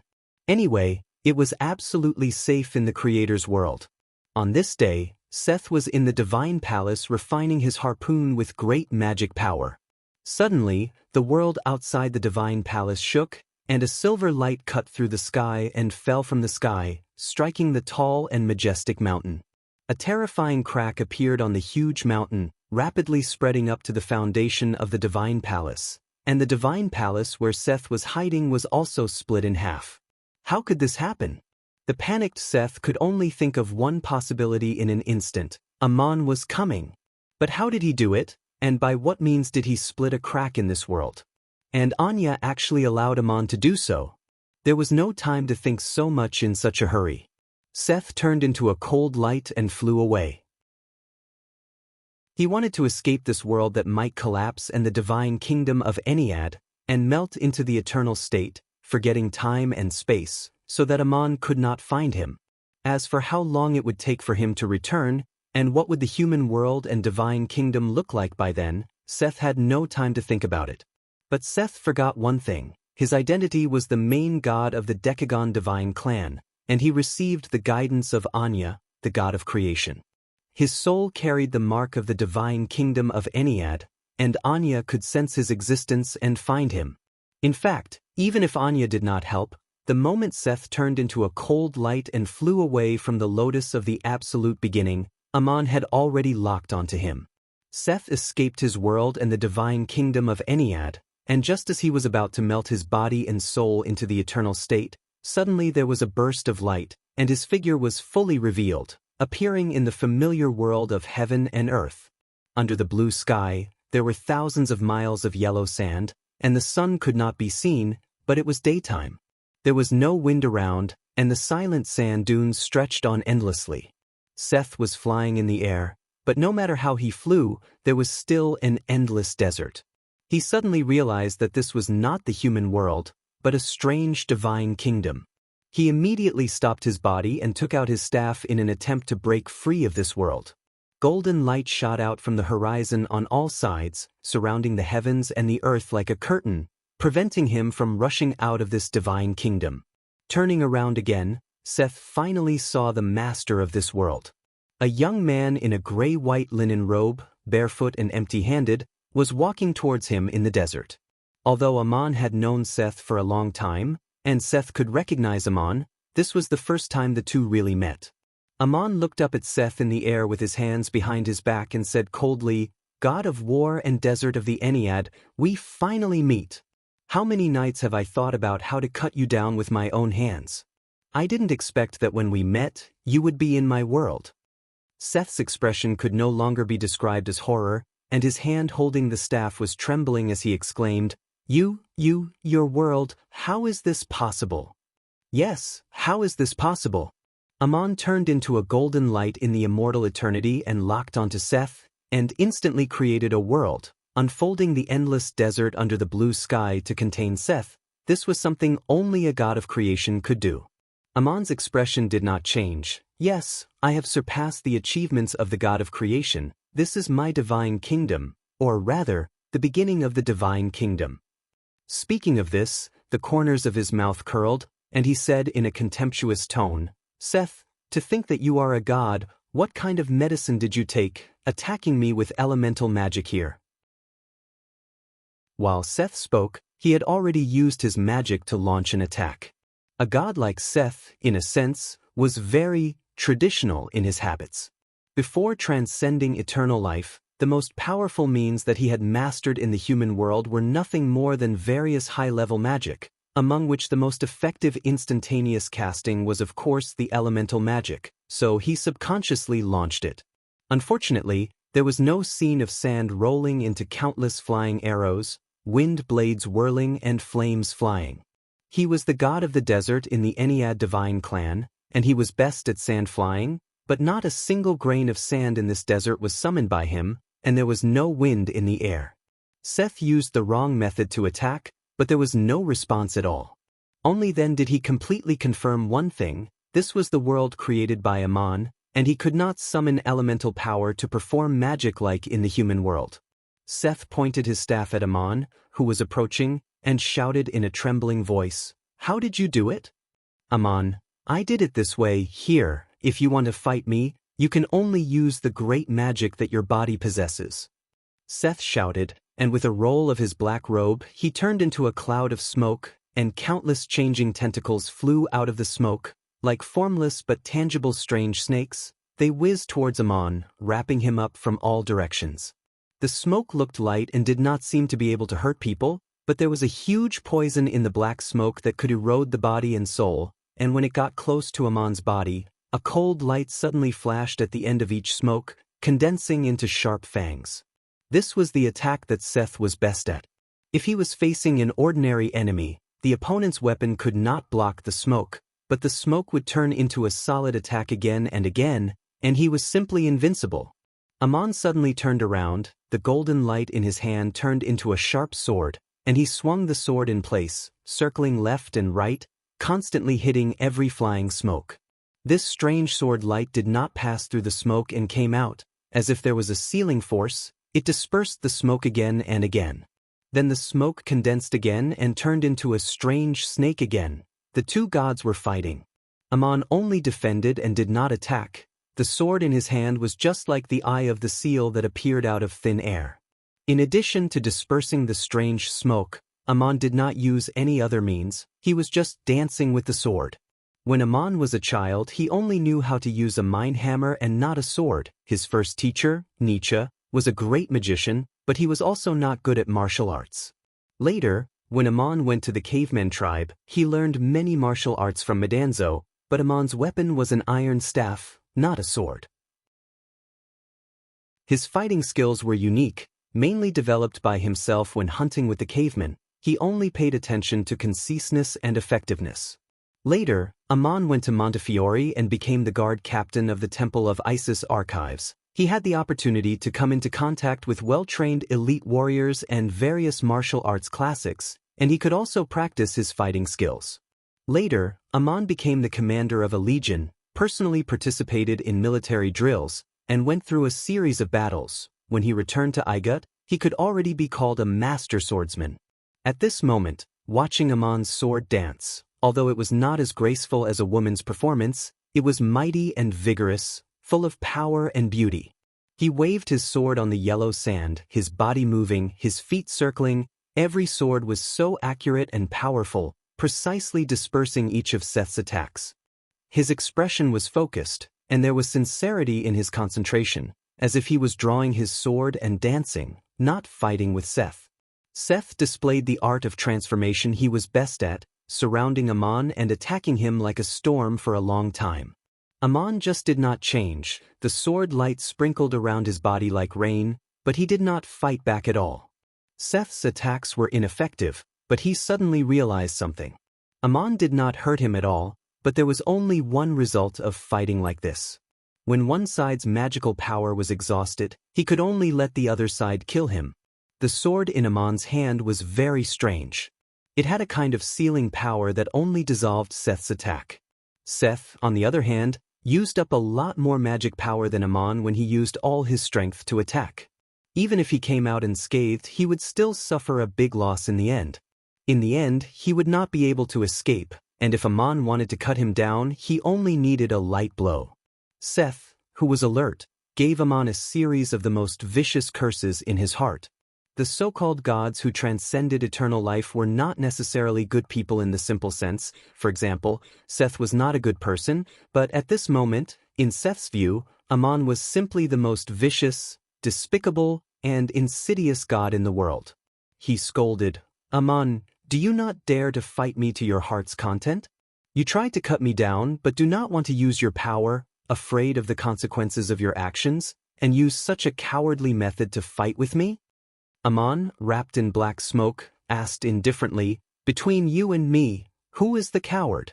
When a person has a guilty conscience, the most afraid of how others curse him, he often attacks others in the same way. For example, a coward always accuses others of not having courage. A thief always asks others if they deserve that wealth. Poor you, a god, are the same. You want to kill me, but resent me for not being killed in the way you want me to? Ridiculous. Seth roared, and the thick smoke that wrapped around Ammon suddenly rose and condensed, quickly turning into a huge mountain in midair, smashing towards Ammon. The main body of the Creator's world that Seth created was a mountain, and he also used a method of creating something out of nothing, which could not be performed in the human world. This mountain was no different from a real mountain, and it even had the power to suppress the gods. Ammon's figure looked so small under the mountain that fell from the sky, as small as an ant. However, in the next moment, this towering mountain shrank rapidly. Perhaps it was not the mountain that became smaller, but the world that became bigger, and the shrinking of the mountain was just a relative illusion. The mountain that fell from the sky seemed to have turned into a feather that had almost no weight, and gently floated down. When it fell in front of Ammon, it looked only the size of a orkor. Ammon sneered. "Seth, if you were to fight Anila in the divine kingdom of Eru, this method would also be ineffective. This is my world, and your mountain also has to abide by my rules. Although it is still so heavy, I can make it float." Seth was a little dumbfounded. He really did not have the experience of fighting such an opponent in this kind of environment. The mountain that he summoned was indeed heavy, but Ammon could make it light here. This was not incomprehensible. For example, in the human world, everyone seemed to have a mountain pressing down on them, which was the invisible air. In this world, Ammon was the ruler, making the flying mountain as light as the surrounding air, and when it fell, it lost its power. Ammon took a step back, and the mountain that had turned into the size of an orkor fell right in front of his feet. The sword in his hand once again turned into a mining hammer, and he smashed it with the hammer. A cold light flew back into Seth's body from the shattered mountain, and Seth's attack did not have any effect. Ammon held the mining hammer in his hand and said indifferently, "Seth, I have already told you if you want to fight me here, you can only use your main body's magic power. You want to use a method to injure others, but you don't want to injure yourself. How is that possible? Just now, you were laughing at me for not wanting to bear the price of killing you, but I have been facing your attacks all this time, and what are you doing?" Seth was already in a desperate situation. If he still had any misgivings, he would never be able to escape from this world. Only by cutting off the fear that he had accumulated for many years could he fight the opponent. Otherwise, not to mention the ending of life and death, he wouldn't even have the capital to fight against Ammon. In this world, Seth's only capital was the great magic power that he had cultivated for many years. His face was gloomy, and his eyes began to burn with fanatical hatred, concealing his panic and fear. He slowly pulled out a three-pronged harpoon. Ammon slightly examined it and then cursed, "Is this the weapon you refined? As the god that the people of Igut believe in, you are actually holding a harpoon in your hand." The people of Igut did not eat fish, and Ammon was clear about this. It was said that the fish in the Nile River had the flesh and blood of the gods, and this legend was naturally related to Osiris. But Seth would also not tell Ammon that long before Osiris established the empire of Igut, before he became a god, he was a fisherman on the Nile River, and once fought with the monsters on the Nile River with a harpoon. Because of this, he was guided by the Ennead, and later became a god who transcended eternal life. Chapter 290. If he did not use other means, Ammon was inferior to Han-Te in at least one aspect. That was the accumulation of 1,000 years of cultivation. The iron staff in Ammon's hand was not the one he gave to Moses, but a transformation of the golden light in his body and soul. But the harpoon in Seth's hand was a real divine weapon that had been refined for 1,000 years, gleaming coldly and extremely tough. The harpoon changed according to Seth's will like a snake, and the 3 sharp tips would rotate and extend, with the power to stab the gods. Under Seth's free and easy attacks, Ammon, who had experienced countless fierce battles, could only parry and did not have the time to fight back. Seth kept attacking with the harpoon. He had made up his mind to use the great magic power that he had cultivated for 1,000 years. With a loud crack, the iron staff was broken into pieces of golden light, and one of the harpoon's tips stabbed straight at Ammon's chest, while the other 2 extended and twisted around his neck and back. Ammon roared, and instead of retreating, he moved forward. His fist was covered in a faint golden light, and a violent aura filled his body. He punched the harpoon and forced Seth back. Mine hammer. The staff was a weapon that Ammon had used before. After he gave the iron staff to Moses, he often fought with his fists, but the power was unstoppable. When Seth saw that Ammon had launched a violent counterattack, he also let out a strange cry and changed his form. The harpoon in his hand disappeared, the clothes on his body turned into flying ash, and a long tail swung out from behind him. The tip of the tail had a 3-pronged tip, which was the transformation of the divine artifact harpoon. A pair of long horns grew out of his head as well. They were tough and sharp, but they were as flexible as tentacles. The muscles all over his body bulged, and black smoke came out of his mouth, which turned into a layer of black light armor to protect his body. The black armor was burning with poisonous flames, and he pounced at Ammon. Seth's current appearance was so terrifying that if he was seen in the human world, he would be scared to death. This was his final, most powerful, and most effective method. His body and soul merged with the artifact that he had refined for many years.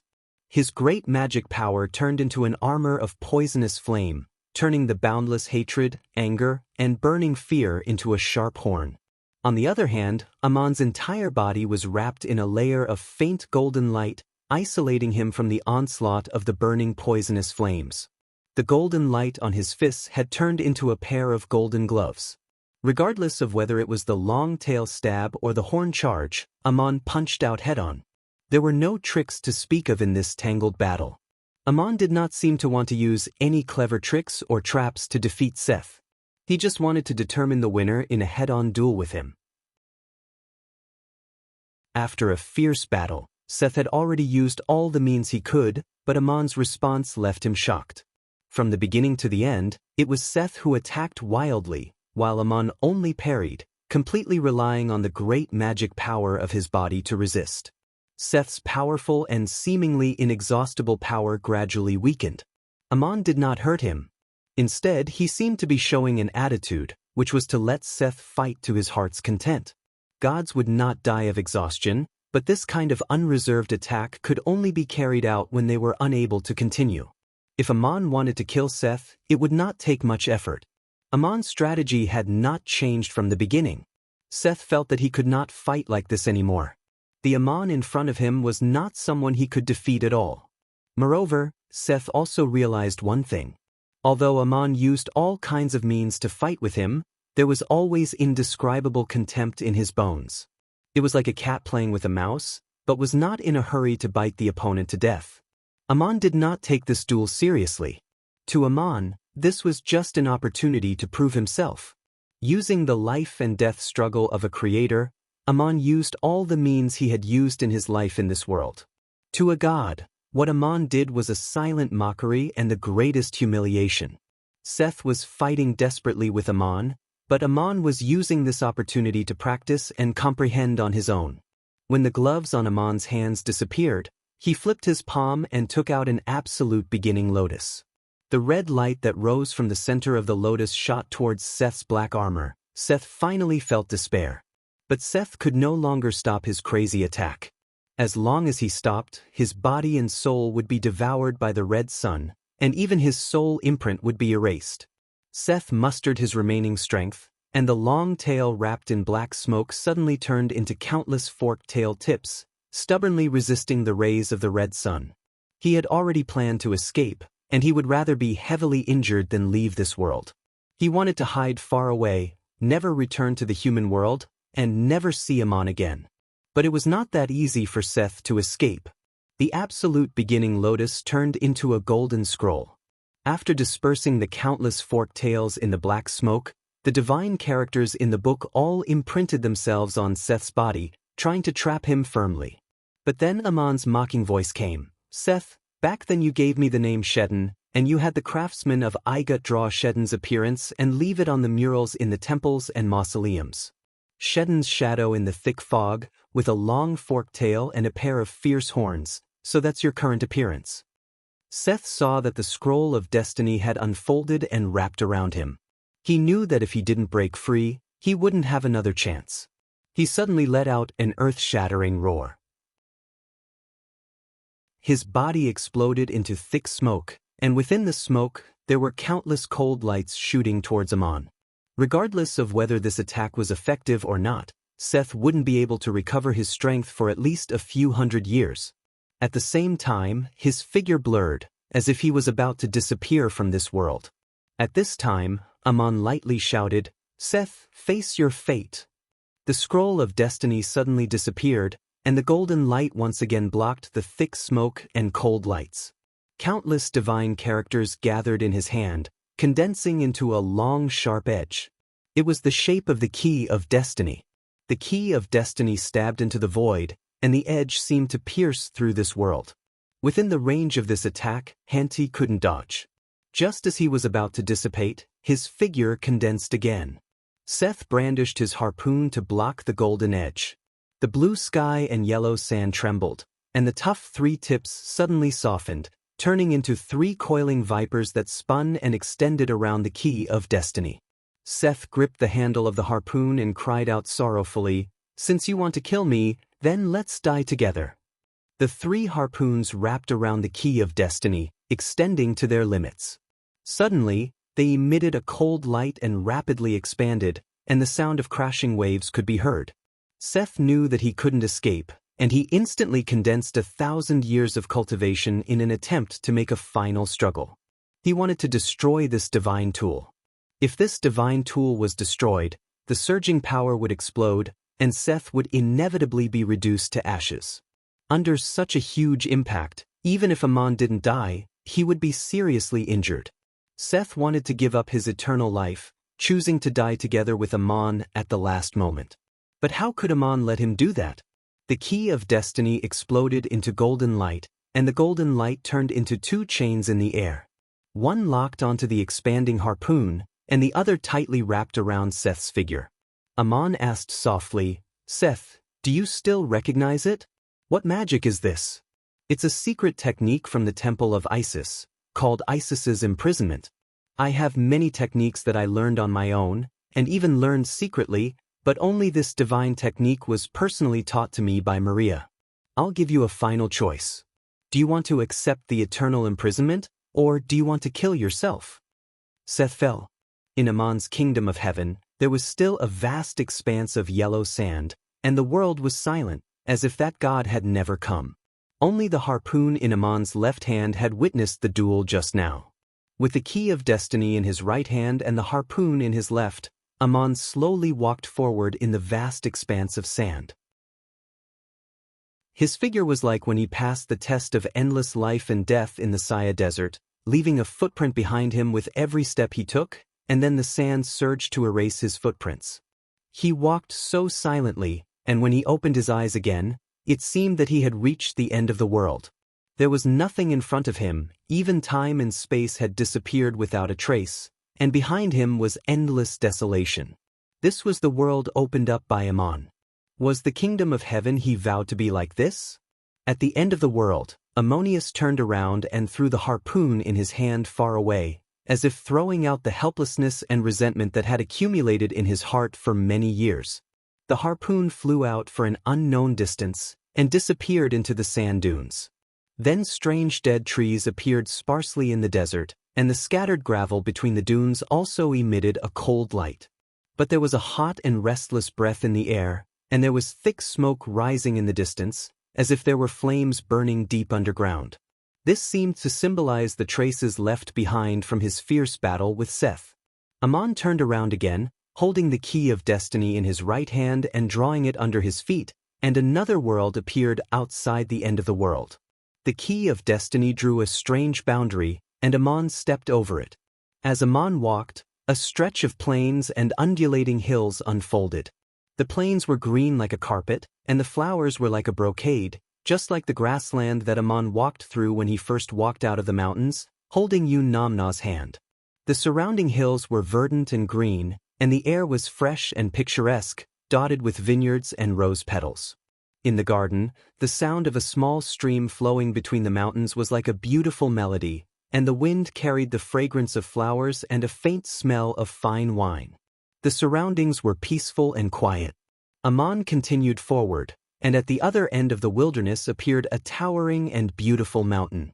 He stepped up the mountain, and white stone steps appeared under his feet. Climbing up the stone steps, a magnificent palace appeared halfway up the mountain, with white columns supporting a beautiful dome. Ammon walked through the gate of the palace, and when he crossed the threshold, he stepped into the eternal and left the newly created kingdom of heaven. But the magnificent palace still stood silently in the mountains, and the stream between the hills still flowed happily to the grassland. This world did not collapse because of Ammon's departure. Then a silver light appeared on the boundary between the desert and the grassland, as if someone had cut a crack in the eternal and arrived here.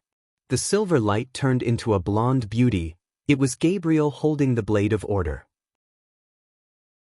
When Ammon left, he sent out a summon and guidance to the human world, and this angel who had transcended eternal life finally came to the kingdom of heaven. If the rest of the disciples in the Garden of Eden could also pass the final test, they could all come here.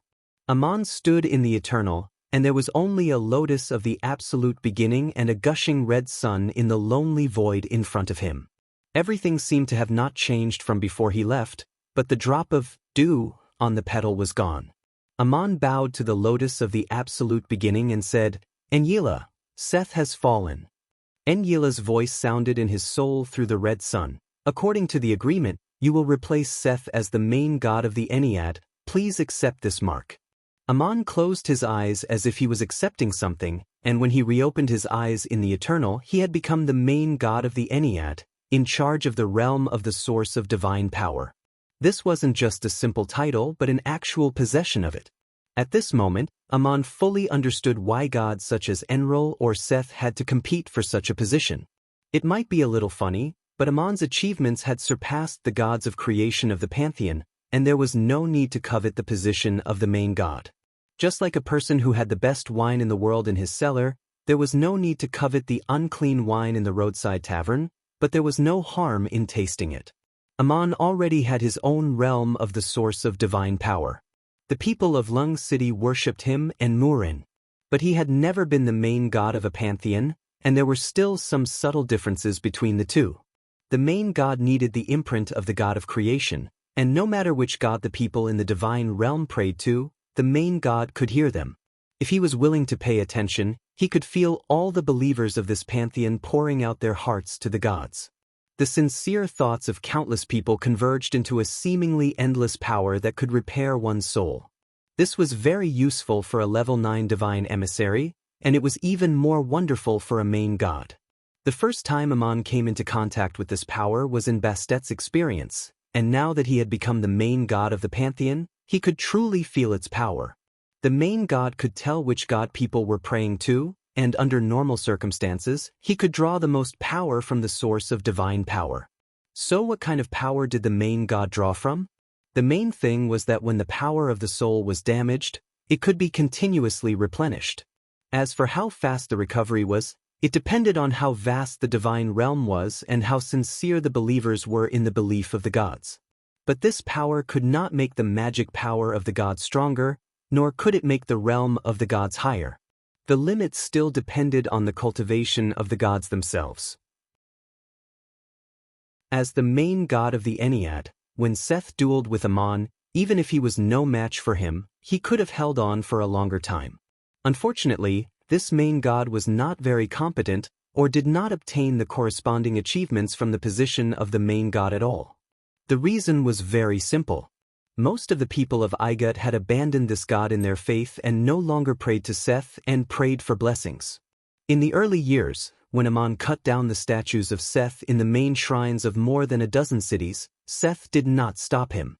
His position in the hearts of the people of Igut had collapsed along with those statues. Later, when Pot's army came on an expedition, Igut obeyed, but Seth, as the guardian god of the empire, was silent. Even the priests who represented the gods on earth no longer prayed to him sincerely. All of this started because of Ammon, and Seth's hatred and fear of Ammon could be imagined, but all of this had dissipated with Seth's fall. Ammon bowed to the lotus of the absolute beginning again, and the red sun gradually turned into a human form, and Anila appeared in front of Ammon. The last time he saw him in the divine kingdom, he still had the appearance of a teenager, but now he had become an old man, and his figure and face were impressively another Ammon. Ammon looked at Anila, who looked like himself, narrowed his eyes and asked, "Why did you become like this, god of creation?" Anila smiled slightly and said, "The vow has been made, and the state of mind is dictated. Do you still remember the rank of generalissimo you received in Egypt? Inherit the glory of Anila, Tis. And in fact, now I am asking you to merge with the divine kingdom of Ennead. From that moment on, the Anila that the people of Igut believe in will no longer be me, but you. But you are not only Anila, you are still Ammon." Ammon sighed softly. "In the eyes of others, you are giving up everything you have, but in your vow, you may have waited a long time for this day. Unfortunately, I can't immediately replace you and integrate the divine kingdom of Ennead into my divine kingdom, which requires the gods of Ennead to be willing to accept my guidance. Although Seth has fallen, there is still one god who is unwilling." Anila nodded. "Do you mean Osiris? What do you want to do? He is even unwilling to come to the divine kingdom, only seeking the realm of the Creator in the underworld, and I can't persuade him." Ammon showed a wry smile. "Whether it is intentional or not, I have long expected this. I promised Artemis of the Olympian divine clan that after I become the Lord of Ennead, I will go with her to the underworld of Osiris. I have no grudge with Osiris, and of course I will not kill him like I did with Seth. I am just solving the problem." Anila, "If I want to make a vow to go, I have to wait until you return from the underworld?" Ammon, "Yes, you have waited long enough. You might as well wait a little longer." Anila thought for a moment, then said in a reminding tone, "You are already the Lord of Ennead, but whether or not you can obtain the corresponding status of the Lord of Ennead still depends on the choice of the people of Igut, which determines how much power you can draw from the divine realm. The last Lord of Ennead, Seth, was very unsuccessful, and in fact, he had already lost to you as early as that year. When Ammon became the Lord of Ennead, he could hear the prayers of all the people in the divine realm to the gods of Ennead, and he could also tell which god had absorbed how much soul power. As the Lord of Ennead, he also had the right to issue an oracle on behalf of the divine clan, guiding the faith and sacrifices of the people. In theory, he could naturally absorb the power of all the prayers and blessings in the divine realm, and he also had the most convenient conditions to control the entire divine realm. But Anila's reminder was right. The people offered sacrifices and prayers to the gods for various reasons, but whether they really had such beliefs in their hearts or not, in fact, depended on the guidance given by the gods and the people's own choices. On the other hand, the Lord of Igut was still Anila, and the patron of the king was still Seth. This was the most important part of Merneptah's political reform, and it was a national policy that could not be subverted, otherwise the status of the pharaoh would be questioned. Ammon had accepted the imprint of the Ennead, but how to deal with this matter on earth was still a problem.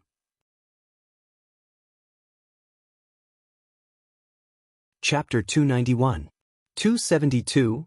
Allah is also the name of Aman. Aman smiled and replied, "Thank you for your reminder. I came from the human world and have comprehended the power of origin on my own, transcending eternal life.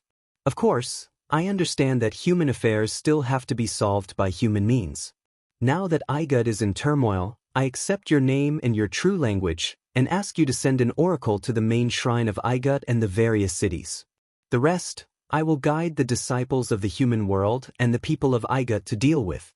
In addition to Seth, there is one more person I will not let go, and that is Pharaoh Merneptah. But I will not kill him myself. As an emperor, let him face the fate of an emperor." Allah showed a look of relief. "I almost forgot. It is not that you do not know the means of the human world. There are some things you have not done, but that does not mean you will not do them. Then I will wait for your arrival in the divine kingdom of Eru, and when we meet again will be the time to say goodbye." Amon's creation of heaven and the killing of Seth occurred at the same time as the civil strife of the Pot's empire. At the time of Seth's fall, shortly after the accidental death of Cambyses, the son of Cyrus, the high priest of the Pot's empire, Gomter, usurped the throne. Darius was still holding back and watching, and the civil strife of the Pot's empire had just reached its climax. As soon as Igud surrendered to the Pot's empire, it was freed from the real control of the Pot's empire. From Pharaoh to the ministers, all breathed a sigh of relief. Cyrus died at the right time, and the Pot's empire, which was in civil strife, had no time to pay attention to the affairs of Igud in the distance. Pharaoh Merneptah even regretted it. If he had known this would happen, why did he do it in the first place? He cancelled the imperial title himself and ran to the border to kneel to Cambyses to show his allegiance.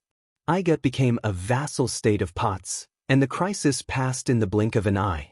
Merneptah also wanted to take the opportunity to go back on his word and restore the imperial title, so that Igud would no longer be nominally a vassal state.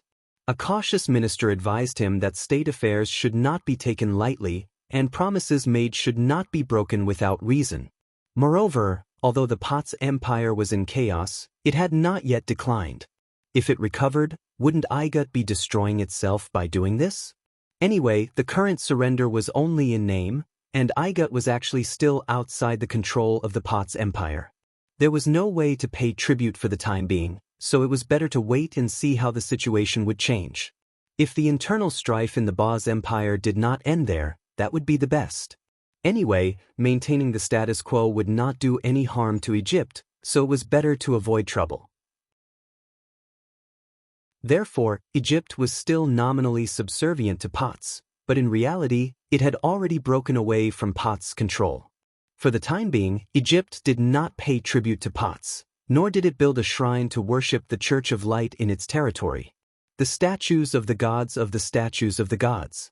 By Seth, the gods of the gods of the shrines of the empire of the gods. When the gods fell, would the statues of the gods would the gods. That was not necessarily the case.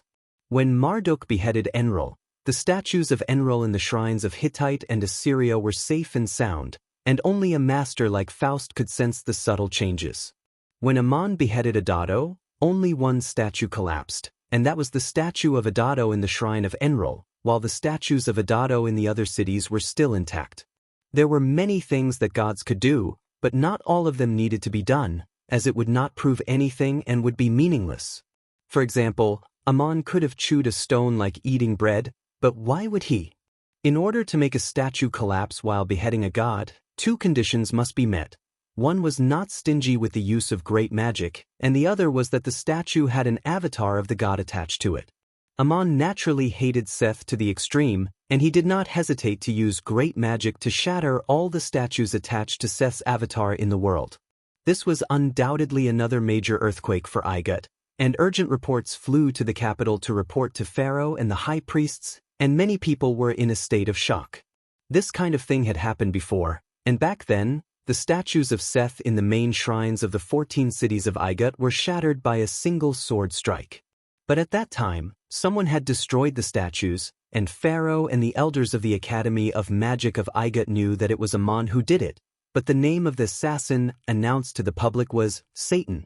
The collapse of Seth's position in the hearts of the people began at that time, and some even privately speculated that the person who destroyed the statue of Seth was actually Ammon. But now that almost all the statues of Seth in Igut had collapsed at the same time, this could no longer be explained with common sense and could only be regarded as a miracle. To explain it in good faith, it could be said that Seth had abandoned all those who believed in him in Igut and had since left, no longer giving guidance and shelter. To speculate maliciously, it was naturally Seth's fall. Whether it was good faith or bad faith, these speculations were no longer meaningful to the fallen Seth himself, but they were of great significance to others. How would Igut face and resolve this change? Pharaoh Merneptah absolutely had to maintain Seth's position because he had no way out. The glory and authority of this pharaoh was tied to Seth, and the title, Merneptah, was not a joke. It represented the legitimacy of his monarchical status. On the third day after the change, the urgent reports from the various cities had not yet been fully delivered. Without any oracle guidance, Merneptah urgently issued the latest decree after consultation with his confidants and announced it to the whole country. The collapse of the statues of the great archangel Seth in the various cities is the archangel's expression of anger and dissatisfaction. Since the implementation of the new reforms, many people have lost their pious worship of the gods, and their faith has been tempted by the demons, causing them to lack sincere sacrifices and pious prayers. Therefore, the gods have sent down punishment, and the empire of Igut has also suffered a test of danger. In order to appease the wrath of the gods, skilled craftsmen must be urgently summoned from all places to build more magnificent and exquisite statues for Archangel Seth in the shortest time possible at all costs, and the grandest ceremony must be held to offer sacrifices to the archangel. Everyone must pray and repent with the most pious faith, or they will be punished by the gods and the angels. Pharaoh's order was officially issued, and the various cities had to comply, but the people were full of complaints. The priests who had held real power since the era of Horus actually did not have a good impression of Seth, the archangel, and understood that all of this was just a means by which Pharaoh implemented the new reforms. And in the beliefs of most of the people, they had long since abandoned their reverence for Seth. If they were to call upon a god, many people would rather choose Ammon. The construction of the new capital was a huge project that had not been completed for so many years. Not only were craftsmen and laborers from all over the country conscripted, but there were also countless slaves working in the new capital. Moreover, half of Igut's revenue was consumed on this matter. Now that so many statues of Seth had to be built in such a short period of time, and the requirements were extremely strict, it was also a heavy burden on the various cities. Not to mention the ordinary people, even the nobles had some complaints. But even if there were complaints, they had to be carried out. Unless they wanted to rebel and overthrow Merneptah, they had to build more magnificent and exquisite statues for Seth. Seth had fallen, and the statues had collapsed.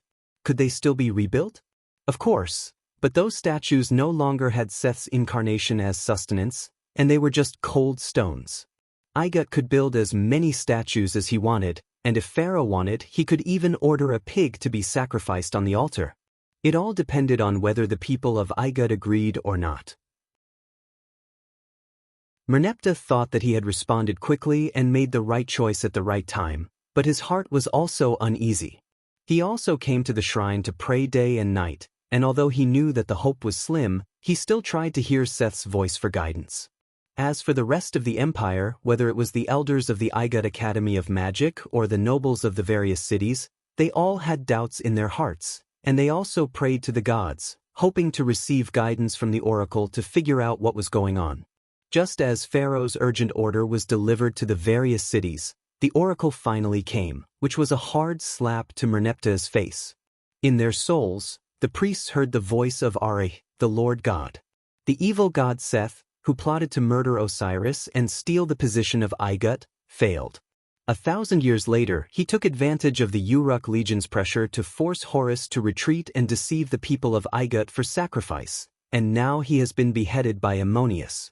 Back then, the supreme general of the empire, Ammon, walked on earth and achieved the achievements of the gods, and was already the lord of the Ennead. From today onwards, my glory and title belong to Ammon, and Ra is the name of Ammon. The oracle was shocking and puzzling, and the priests, of course, did not know what had happened in the divine realm, so they could only guess according to their own understanding. Most people had a feeling of sudden realization that Amon was Ra who had descended to earth, and if that was the case, many things could be explained. People then speculated that while Ra was walking on earth as Amon, Seth in the divine realm had taken the opportunity to do a lot of bad things, and now that Ammonius had returned to heaven, he had punished Seth, which led to today's change. This speculation was reasonable, and even if most people could not be sure, they would rather believe that this was the case, as it was all in line with their wishes. There was no need to elaborate on the shock that Ra's latest oracle had caused in the upper echelons of Igut. The one who was most frightened was Pharaoh Merneptah, as the oracle was tantamount to questioning the legitimacy of Pharaoh's succession and denying his authority to continue to rule Igut. For the first time in his life, the pharaoh made a decision to go against the gods. He urgently ordered the city lord and the chief priest not to reveal the contents of the oracle and to destroy all records related to the oracle. If it was a problem that could be solved by a secret order, then it was never a problem. If it had been in the era of Lazith II, Pharaoh's authority might have temporarily suppressed the matter, but now that the people of Igut were in turmoil, Merneptah could no longer control the situation. Ra changed the situation in Igut with just one oracle, and as for Amon himself, he did nothing but send 2 messengers.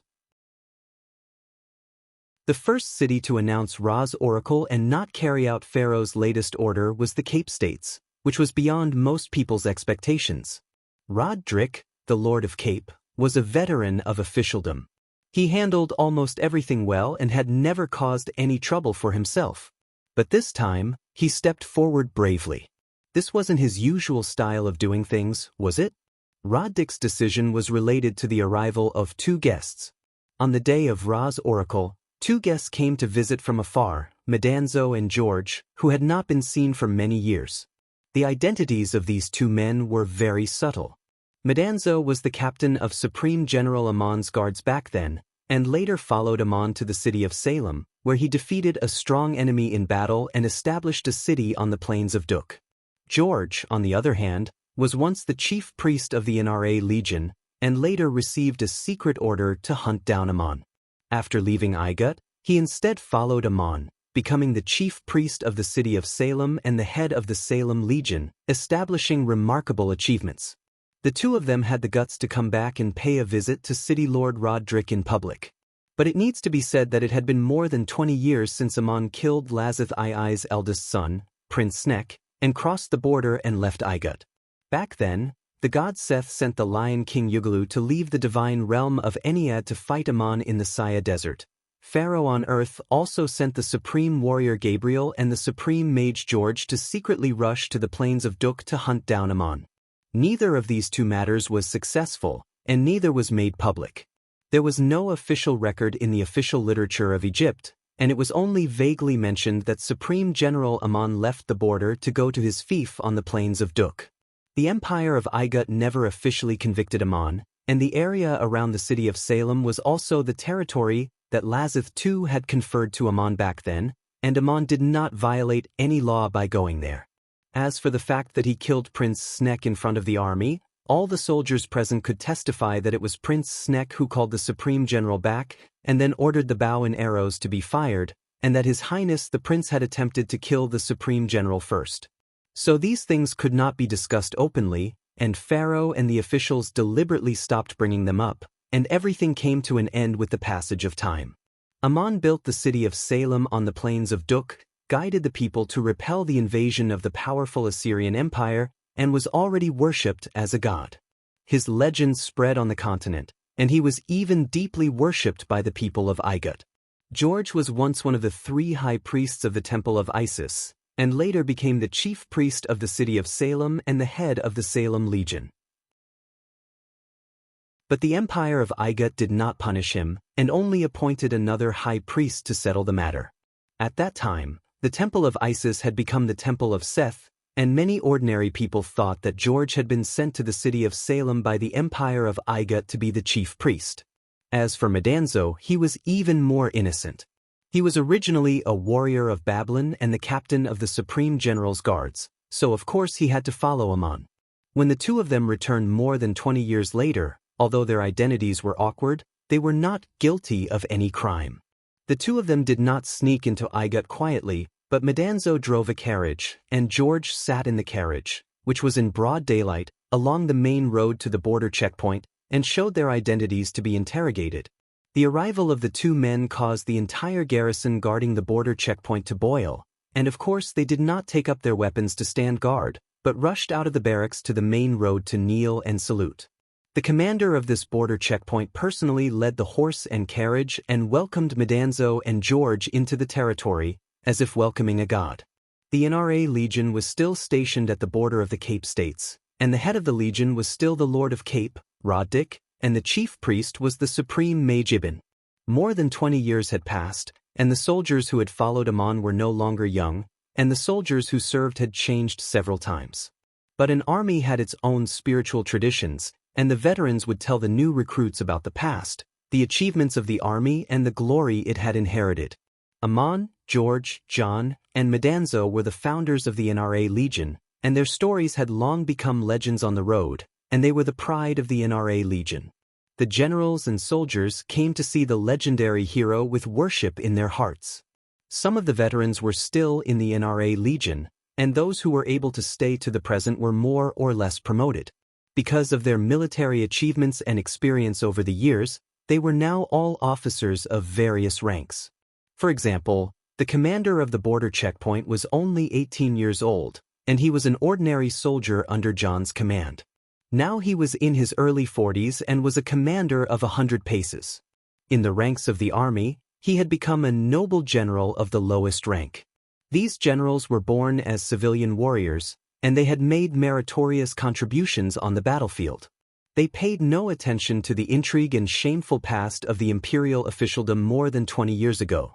They welcomed the arrival of Madanzo and George as if they were gods, and sent soldiers on horseback to the next checkpoint along the official road to deliver the message. Madanzo and George traveled for 300 miles from the border to the main city of Cape States. Along the way, the soldiers of the NRA Legion came to greet and escort them. Those who didn't know the situation would have thought that the emperor had come to inspect the border. Roddick, of course, had received information in Cape that these two troublesome big shots had arrived. The soldiers of the NRA Legion did not stop drinking and feasting along the way. The generals all rode on horseback to greet them, and the momentum could only be described as magnificent. Roddick secretly complained in his heart. Roddick was an excellent politician. He knew in his heart how to receive these two talents. Since the Empire of Igut had never convicted Madanzo and George, they couldn't openly make things difficult for them. Moreover, they had such a high reputation, so they couldn't afford to offend them. They needed to be treated well. However, they should eat, drink, and give gifts. No amount of enthusiasm could be too much, but they must not be too ostentatious. If they made such a big move in public, they would embarrass the higher-ups of the kingdom of Igut, especially His Majesty Pharaoh. Unfortunately, those uncouth men who had been in the army for decades didn't pay attention to the ways of the officialdom, which gave Roddick a headache. If he had known that these two people were coming, he would have greeted them. Unfortunately, he didn't know beforehand. Now it was too late to dissuade the generals, so he simply pretended to be deaf and dumb.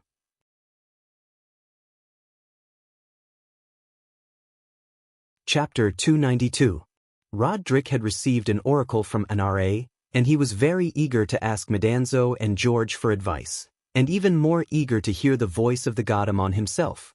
But on the other hand, he had also received the latest order from Pharaoh, which was to still build a beautiful and magnificent statue for Seth, and to destroy the records of NRA's oracle and never allow them to be made public. So Roddick did not leave the city to meet George and Madanzo, and pretended to know nothing on the surface. He knew very well that these two guests would come to see him, and he would receive them warmly when the time came. He wanted to set up the most exquisite banquet, but not in the governor's office or the city's shrine, but in his own private house to entertain his old friends in a private capacity. The behavior of the Legion generals gave Roddick a headache, but the governor did not expect that there was an even more troublesome thing waiting for him. The more he wanted to pretend to be deaf and dumb, the bigger the movement of Madanzo and George. When the two entered the city, they were actually accompanied by the Shrine of Cape and the chief priest of the NRA Legion, Ibn. Many people ran out of the city to see the excitement and to welcome them. After George and Madanzo entered the city, they were welcomed by the people on both sides of the street, accompanied by the Supreme Mage Ibn, the senior generals of the NRA Legion, and the officials and nobles of the Cape States, and went directly to the door of Roderick's mansion. Roderick had long known that the two distinguished guests were going to enter the city today, so he deliberately did not go to the government office, but set up a banquet at home. He did not expect that there would be so many generals and officials accompanying George and Madanzo. A very important reason why all the lords came to join in the fun was the appearance of the chief priest, Ibn. The distinguished Supreme Mage Ibn had been in charge of the Cape States for 20 years, and his status and reputation were no less than that of the governor of the city. Ibn went 150 kilometers out of the city and met George and Madanzo at the southern end of the Red Sea where the Kenmit defensive line used to be. As the chief priest of the Shrine of Cape and the Anila army, Ibn had no selfless relationship with Aman and the others back then. Why would he do this? Perhaps the reason was simple. First, he was a priest and a supreme mage who had achieved the highest level of achievement. Ever since he was a child, he had a very sincere and firm belief in the gods. After awakening the power bestowed by the gods, he became a supreme mage before the age of 30. He may not be comparable to the rare geniuses like Maria or Aman, but his achievements were still very amazing. He was a standard priest in the traditional sense. His faith in the gods had never wavered. When Merneptah implemented the reform of monotheism, Ibn had been confused, but he was also relieved. He understood Pharaoh's intentions and thought that mortals might not be able to interfere with what happened to the gods. But later, the appearance of Aman made him even more confused, and the process of seeking an answer in his heart may have taken 20 years. Aman had slashed the statue of Seth in the Shrine of Cape in front of Ibn, then smashed through the dome of the shrine and flew away with Gabriel's help. Ibn knew that the man was Aman. Looking at the look in Roderick's eyes, he had clearly recognized who the assassin was. But later, the order issued by Pharaoh was obviously tampering with the oracle, claiming that the man's name was Sudan. Aman smashed the statues of Seth in the shrines of 14 cities in a row, but the archangel that the kingdom believed in remained silent. Since then, Seth seemed to have completely disappeared. Whenever Ibn presided over the sacrificial ceremony or prayed alone in the shrine, he kept asking himself in his heart, who gave him power, what was guiding him, and who was the god he worshipped in front of the altar every day. As the chief priest, he represented the people in the city to offer sacrifices to the gods, and on behalf of the gods to convey oracles to the people. But was that god really the god he truly believed in? Sometimes when he appeared in public sacrificial ceremonies, he even felt like a clown in a play. With such a thought in his heart, it was reasonable to say that he should not continue to receive the power bestowed by the gods, and Ibn had indeed lost his power. This made him feel fear and even despair, thinking that the gods had abandoned him or were punishing him. This situation troubled Ibn for nearly 10 years, and because there was no war, no one could see that the chief priest could no longer use magic. Finally, one day, when Ibn was able to accept the situation calmly, admit that he did not believe in Seth in his heart, and no longer prayed to Seth, and was about to resign from the empire of Igut, he found that his power had miraculously been restored, and he had become an 8th-level supreme mage. Ibn, however, fell into deeper thinking, and many questions were buried deep in his heart. Until one recent day, the confusion that had plagued him for many years seemed to have disappeared, because he heard the oracle of Allah. This supreme mage's understanding of the oracle was not much different from that of others. It turned out that Aman was Allah who descended to earth, and Seth took advantage of Allah's absence to cause trouble in heaven. When Aman returned from earth to heaven and beheaded Seth, all the puzzling questions were perfectly explained. For a priest like Ibn, the oracle accepted in his firm belief was more authoritative than the orders of Pharaoh. And for him to be able to reach this position, he was certainly not just a bookworm who recited hieroglyphs and practiced magic, and he could also see the current situation of Merneptah and Pharaoh. Although the words of Pharaoh's orders to the various cities were harsh, they were clearly strong in appearance and weak in heart, and the cities were unwilling to carry them out. Destroy the records of the oracle, and never make them public. This was a kind of blasphemy in Ibn's view, and even more inconsistent with the laws of the empire. Not to mention the oracle of Allah, even the oracle of the so-called evil god Hanti, in Ibn's view, should be issued. As for the will of the gods, it might be better for the world to judge. So in his heart he was unwilling to carry out Pharaoh's orders, and he sent a secret letter to ask his most respected supreme mage, Vord, what should he do? The 9th-level supreme mage, Vord, was old and rarely dealt with mundane affairs. His reply to Ibn was only one meaningful sentence: seek the glory of light and wait for the right time. What was the right time? A veteran of officialdom like Roderick naturally knew best. Such an important matter, of course, Ibn had to discuss it with Lord Drick. Roderick, however, was hesitant. He suggested that the oracle records should not be destroyed, but also not made public for the time being. The orders of Pharaoh should be executed on the surface, but it should be delayed in secret. The recruitment of craftsmen to rebuild the statue of Seth should be prepared first, but there was no rush to start. As far as Roderick knew, the other nearby city-states had adopted a similar attitude. They did not openly violate the pharaoh's orders to issue the oracle, but they were also secretly delaying the restoration of the statue of Seth. Everyone was waiting for someone to be the first to raise an objection. Conflict would come sooner or later, but the first to raise an objection would often be the most severely suppressed and might become the first victim. It was under such circumstances that George and Madanzo came to the Cape States. Ibn heard the news and went 150 miles out of the city to meet the two visitors from afar at the southern end of the original Kenmet defense line. On this narrow throat at the southern end of the Red Sea, there was a military fortress and a large town where caravans stopped. The local garrison general was about to hold a banquet when he suddenly heard the sudden arrival of the chief priest, Ibn. When Ibn saw George and Madanzo, he first explained the purpose of his visit. I am the current chief priest of the Angira army and the Cape States. I admire your achievements and reputation, so I came here to welcome you. George smiled modestly. We are only returning to Iga to visit an old friend. We did not intend to disturb Lord Ibn. Madanzo did not mince words. Lord Ibn, you came all the way here to see us. Surely you are not just trying to show your hospitality and politeness? If you have something to say, why don't you just say it? Ibn bowed and said, I do not have anything to ask of you, I am only looking for an answer. You are not only the founding fathers of the Angira army, but also the followers of Ammonius. Especially Lord George, who was once of the same birth as me, but has witnessed the true gods of the human world.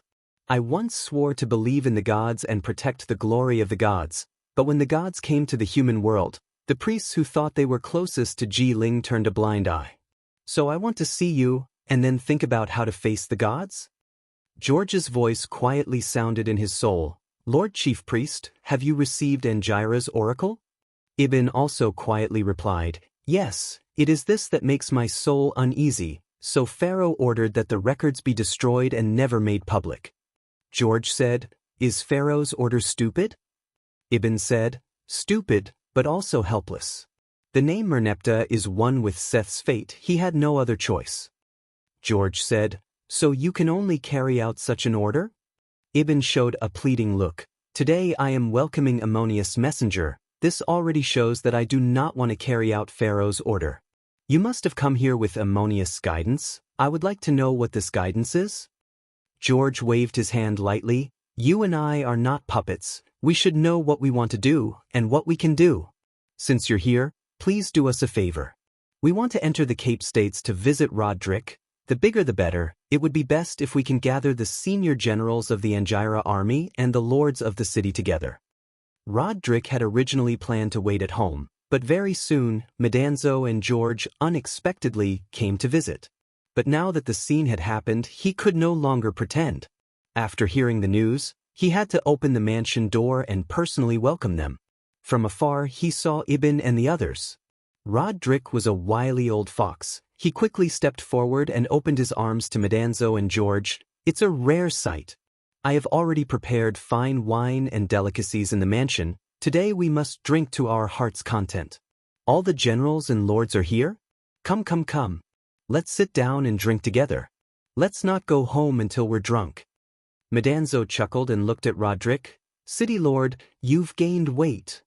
Roderick was once the youngest city lord of Igut. He was 10 years older than Amon. This year he was already 56 years old.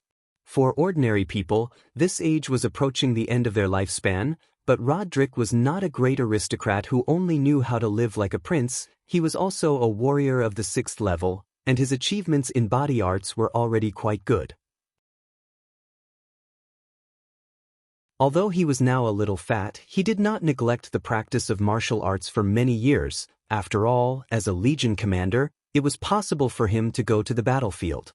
Although he had never become a supreme warrior, his physique was still strong.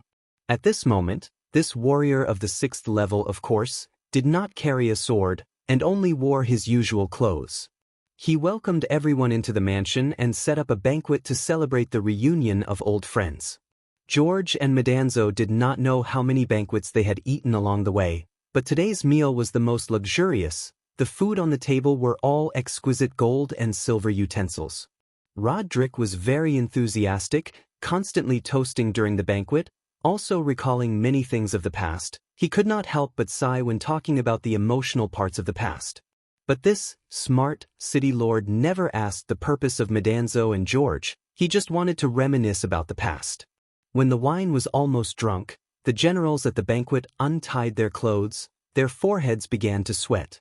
Madanzo raised his glass to Roderick and stood up.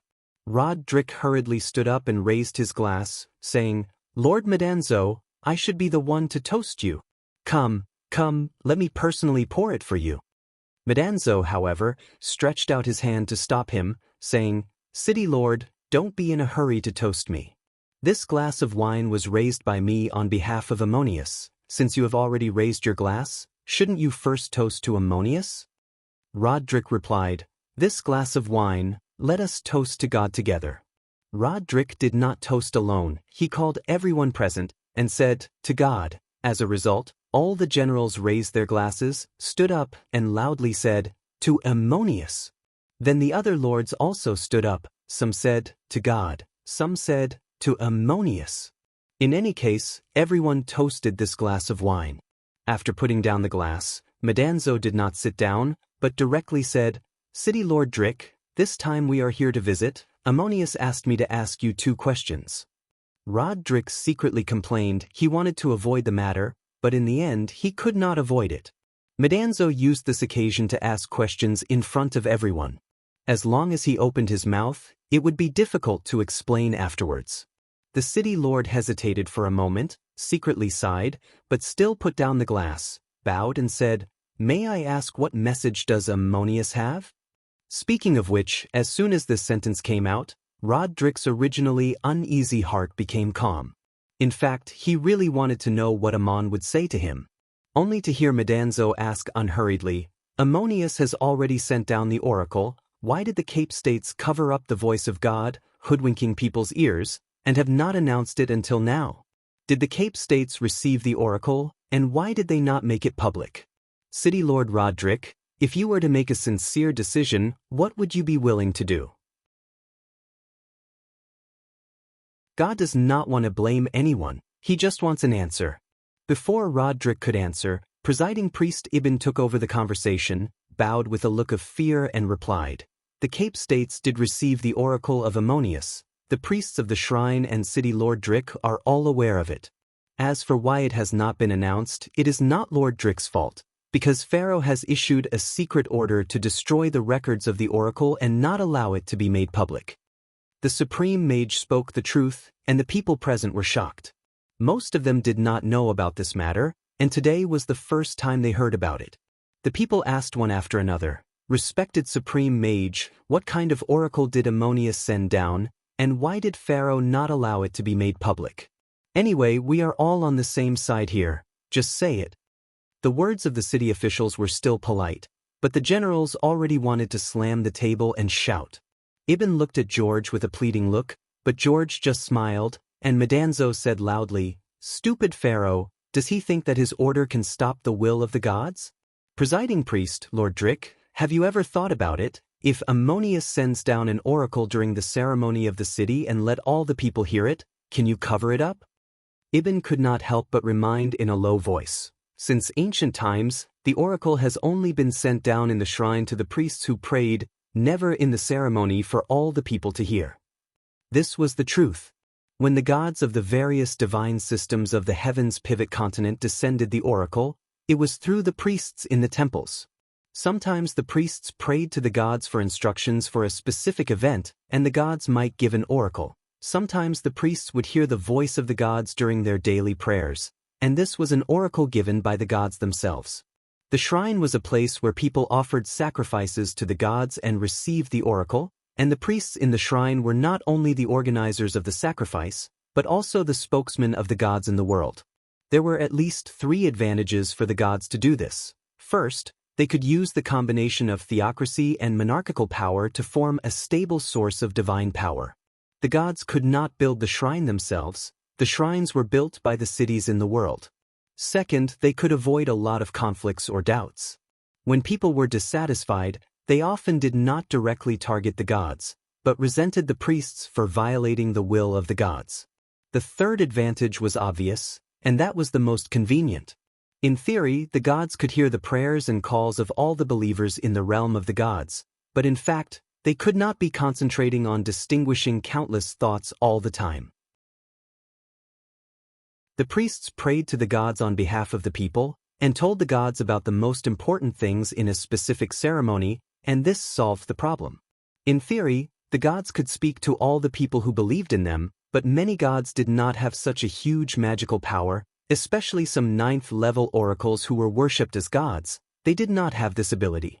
Moreover, the gods were not always in the world. When they were in the divine kingdom, it was difficult to communicate directly with ordinary mortals in the soul like in the world. At this time, the oracle had to be conveyed through a specific way, and the incarnation of the god in the statue was the simplest and most effective. It was the extension of the perception of the gods, and could give the oracle to the priests in the state of prayer and meditation.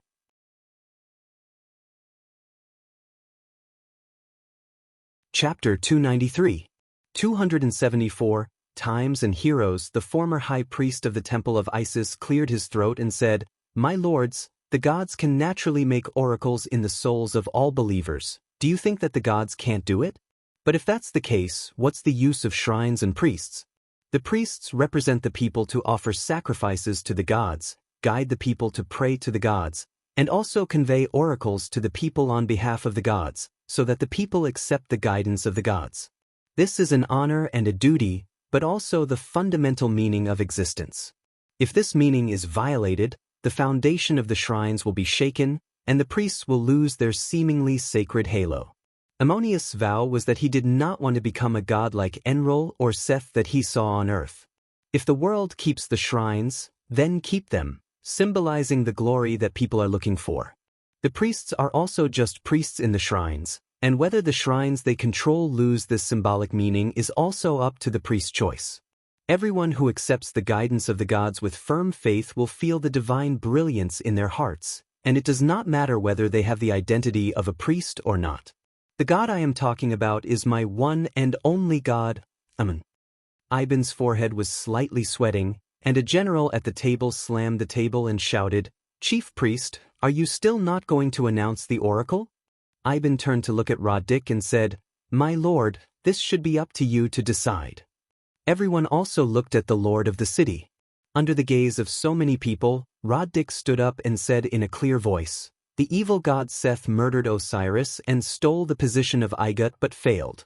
1,000 years later, he took advantage of the Uruk legion's pressure to force Horus to retreat and deceive the people of Igut to offer sacrifices. Now he has been beheaded by Ammonius. Back then, the supreme general Ammon of the empire walked the earth and achieved the achievements of the gods, and was already the king of the Ennead. From today onwards, my glory and title belong to Ammon, and Ra is the name of Ammon."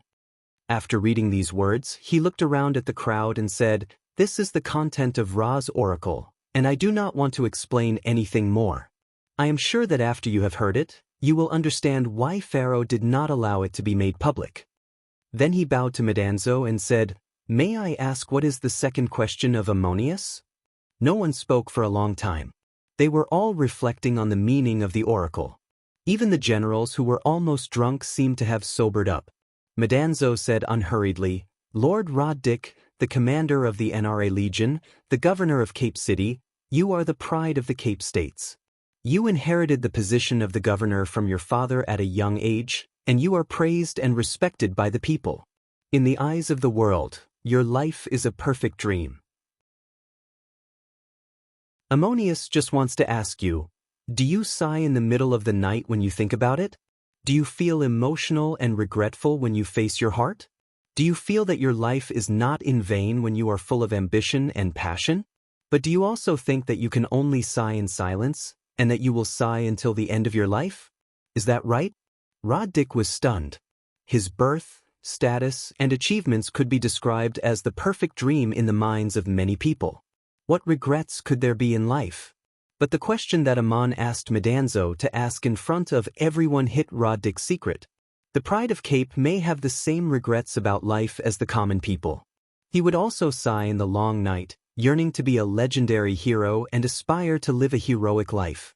The difference was that most people in this world only dreamed about it and did not have the conditions to realize it, but it was not impossible for Roddick to do it. But Roddick had all kinds of concerns, and these concerns were not unreasonable. He was a very competent city lord, and people thought so too. However, in his own mind, was everything really so? The banquet was no longer noisy, and everyone was silent, thinking about their own thoughts. Roddick suddenly turned to the attendants and said, "Bring me my sword."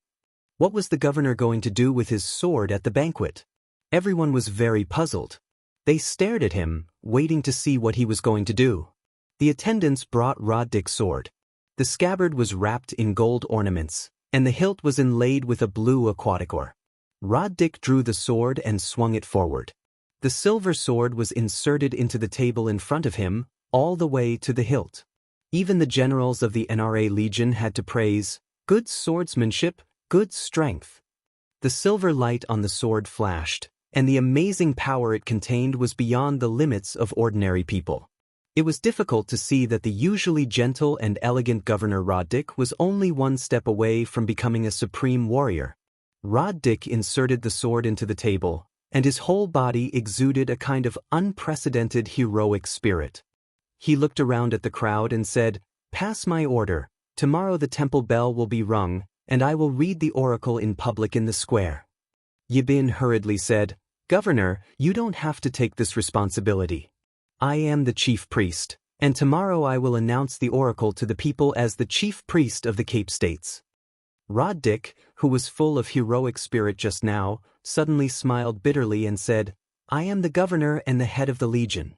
Everyone knows my position in the Cape States. Since I have decided to do this, why bother to hide it? Thank you, Ammonius, for asking. This is what I want and what I will do today." George stood up with a cup in his hand and said loudly, "Let's toast to the governor." The generals also stood up and toasted. Even if the other officials had doubts, they could only pick up their cups at this time. Just now, many officials asked Roddick about the content of the oracle, but they just wanted to find out what was going on in private. They did not necessarily want to force him to disobey Pharaoh's order. But Roddick made this decision on his own, which was beyond the expectations of many people. This was really not like the governor on normal days, especially when he drew his sword and slashed. People couldn't help but feel shocked and amazed. Madanzo quietly said to George in his soul, "Ammonius is really amazing. How did he know that by sending the two of us, Roddick, who has always been watertight, would make such an amazing decision?" George smiled and quietly replied, "I have also been in the officialdom for many years. I know the mind of people like Roddick. If his heart does not want anything, his will is not strong. With such a noble background and no high achievements, why would he persist in practicing martial arts for so many years? In his heart, there must be a yearning that he is not willing to give up. That is both his wish and his regret. It is a pity that his background is too good, his situation is too superior, and he is too smart and capable. In the face of all kinds of things, there are always too many choices to avoid conflict, there are always too many leeway for him to take advantage of both sides. He will make all kinds of preparations for what he really wants to do, but he may not do it, because he has ways to avoid trouble. Over time, it will become a habit. But in his own heart, there is another Roddick, the Roddick that he really wants to be. Madanzo said with emotion, "Isn't the vast majority of people in this world like this? People often have another version of themselves in their hearts, the person they dream to be. This dream is often unrealistic, and the circumstances of reality will eventually make people's vows vanish into thin air. And Roddick is lucky, at least he has such an opportunity. You said that he will make all kinds of preparations for what he wants to do, so the decision to generously draw his sword just now is actually one of the preparations he has made long ago?"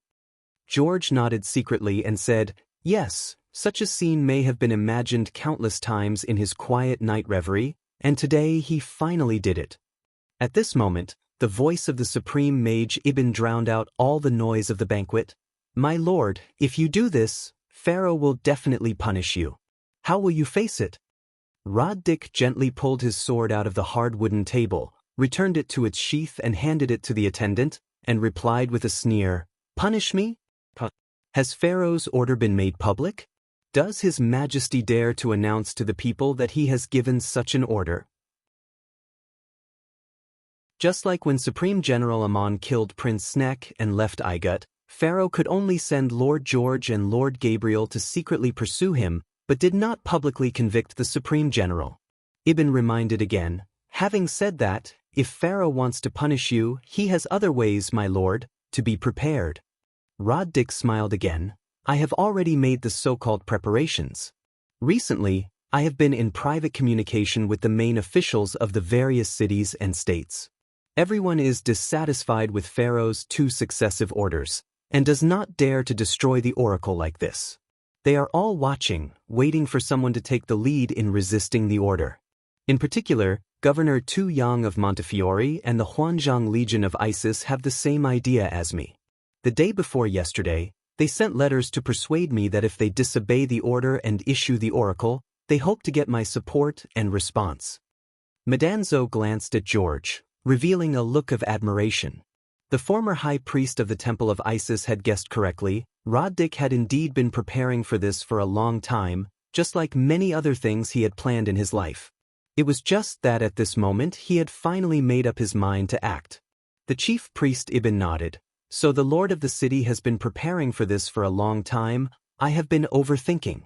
But I have to remind you, if His Majesty Pharaoh wants to punish you, according to official practice, he will find an excuse to order you to the capital. As long as you leave the Cape States and go to the palace, he has his own means to get rid of you. And if Pharaoh summons you, you have to go." At this time, George spoke again. "The other task that Ammonius sent me and Madanzo is to protect the safety of Lord Dick." At noon the next day, when the sun rose to its highest point, Roddick ordered people to ring the bell of the shrine, which was a signal to summon the people to the square to listen to the oracle. The lord of the city was dressed in military attire, and surrounded by priests and guards, he stood on the long steps of the shrine and read the oracle of Ra aloud. The people in the square were stunned at first, and they did not react for a long time. Everyone was there pondering the meaning of the oracle. Suddenly, someone shouted, "Almighty Amon!" Then, the shouts became louder and louder. Roddick walked into the shrine amidst the calls and worship of Ammonius by the people of the city. He whispered to George, "The statue of Seth has collapsed, so naturally there is no need to rebuild it. But according to the meaning of the oracle, Ra is the name of Amon. Is it necessary to replace the main statue in the shrine with the statue of Amon?" George's smile was somewhat unfathomable as he pointed to the statue of Ra in the center of the hall and asked, "Of course it is not necessary, my lord. You have been offering sacrifices to this statue for so many years, have you not noticed the appearance of the god?" Roddick looked up at the majestic statue. It was so tall that it was difficult for ordinary people to see the face of the god standing in the shrine. If it was outside the gate of the shrine, they could only see a majestic outline. What's more, when people offered sacrifices to the gods, they worshipped and saluted, and it was impossible to look at the statue like they were looking at their son-in-law. It was the first time that Roddick had looked at the facial features of the statue of Ra so intently, and he could not help but open his mouth wide in surprise. The craftsman carved a handsome and mighty man, and the outline of his facial features carried an invisible air of fortitude. The more he looked at it, the more he looked like Ammon. Roddick asked himself in his heart, why didn't I notice it before? How could the craftsman on earth know what the gods looked like? This was a very interesting question. As far as the gods Ammon had seen were concerned, their faces were similar to the statues in the shrine, indicating that the craftsman did not carve them at random. This situation was understandable. Some gods had appeared in the human world, and people could build them according to the descriptions passed down by word of mouth and referring to the historical relics that had existed. On the other hand, the gods also had emissaries on earth, and their first shrines were often built by the people under the guidance of these emissaries. Some craftsmen had even seen the gods with their own eyes, so they could sculpt statues that were similar to the gods. It might be difficult for people who lacked spirituality to understand this feeling. When the craftsmen who believed in the gods carved the statues, they were not just completing a work or a piece of work, but pouring their soul into it. The image of the gods contained their belief in the gods and their understanding of divinity. This was the most essential difference between the real works of art handed down from ancient times and the pure handicrafts of the world. When the craftsmen sculpted the statues, their souls would also be guided, intentionally or unintentionally. This guidance may come from the gods themselves or the emissaries left by the gods on earth, or it may be the understanding or imagination of the craftsmen in their souls. Ra was the oldest god of the Ennead, and had almost become a forgotten god before Pharaoh of Merneptah carried out the monotheistic reform. And long before Osiris established the empire of Igut, Ra had never left the divine realm to come to earth, and the emissaries he guided back then had either become gods or were long gone. That is to say, in Igut today, no one knew what Ra looked like, and the craftsmen could only sculpt statues based on their imagination, but they could not sculpt him into the appearance of other gods. But how could this statue carry the shadow of Ammon? Maybe it was just an illusion or a coincidence, or maybe there was a mystery that was difficult for the world to understand. It was normal that Roddick had not noticed it before, because he had never thought about it at all. Just like when Ammon left the mountains and saw Yunamna for the first time, he had never thought that the girl was Murin, even though he had been used to seeing the statue of Murin in Duk since he was a child. George also looked at the statue of Ra and muttered to himself, "Who created the gods and why are they gods?"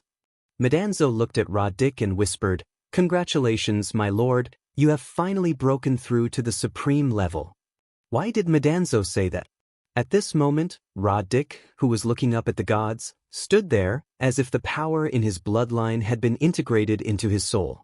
This was the aura that only a supreme warrior could have.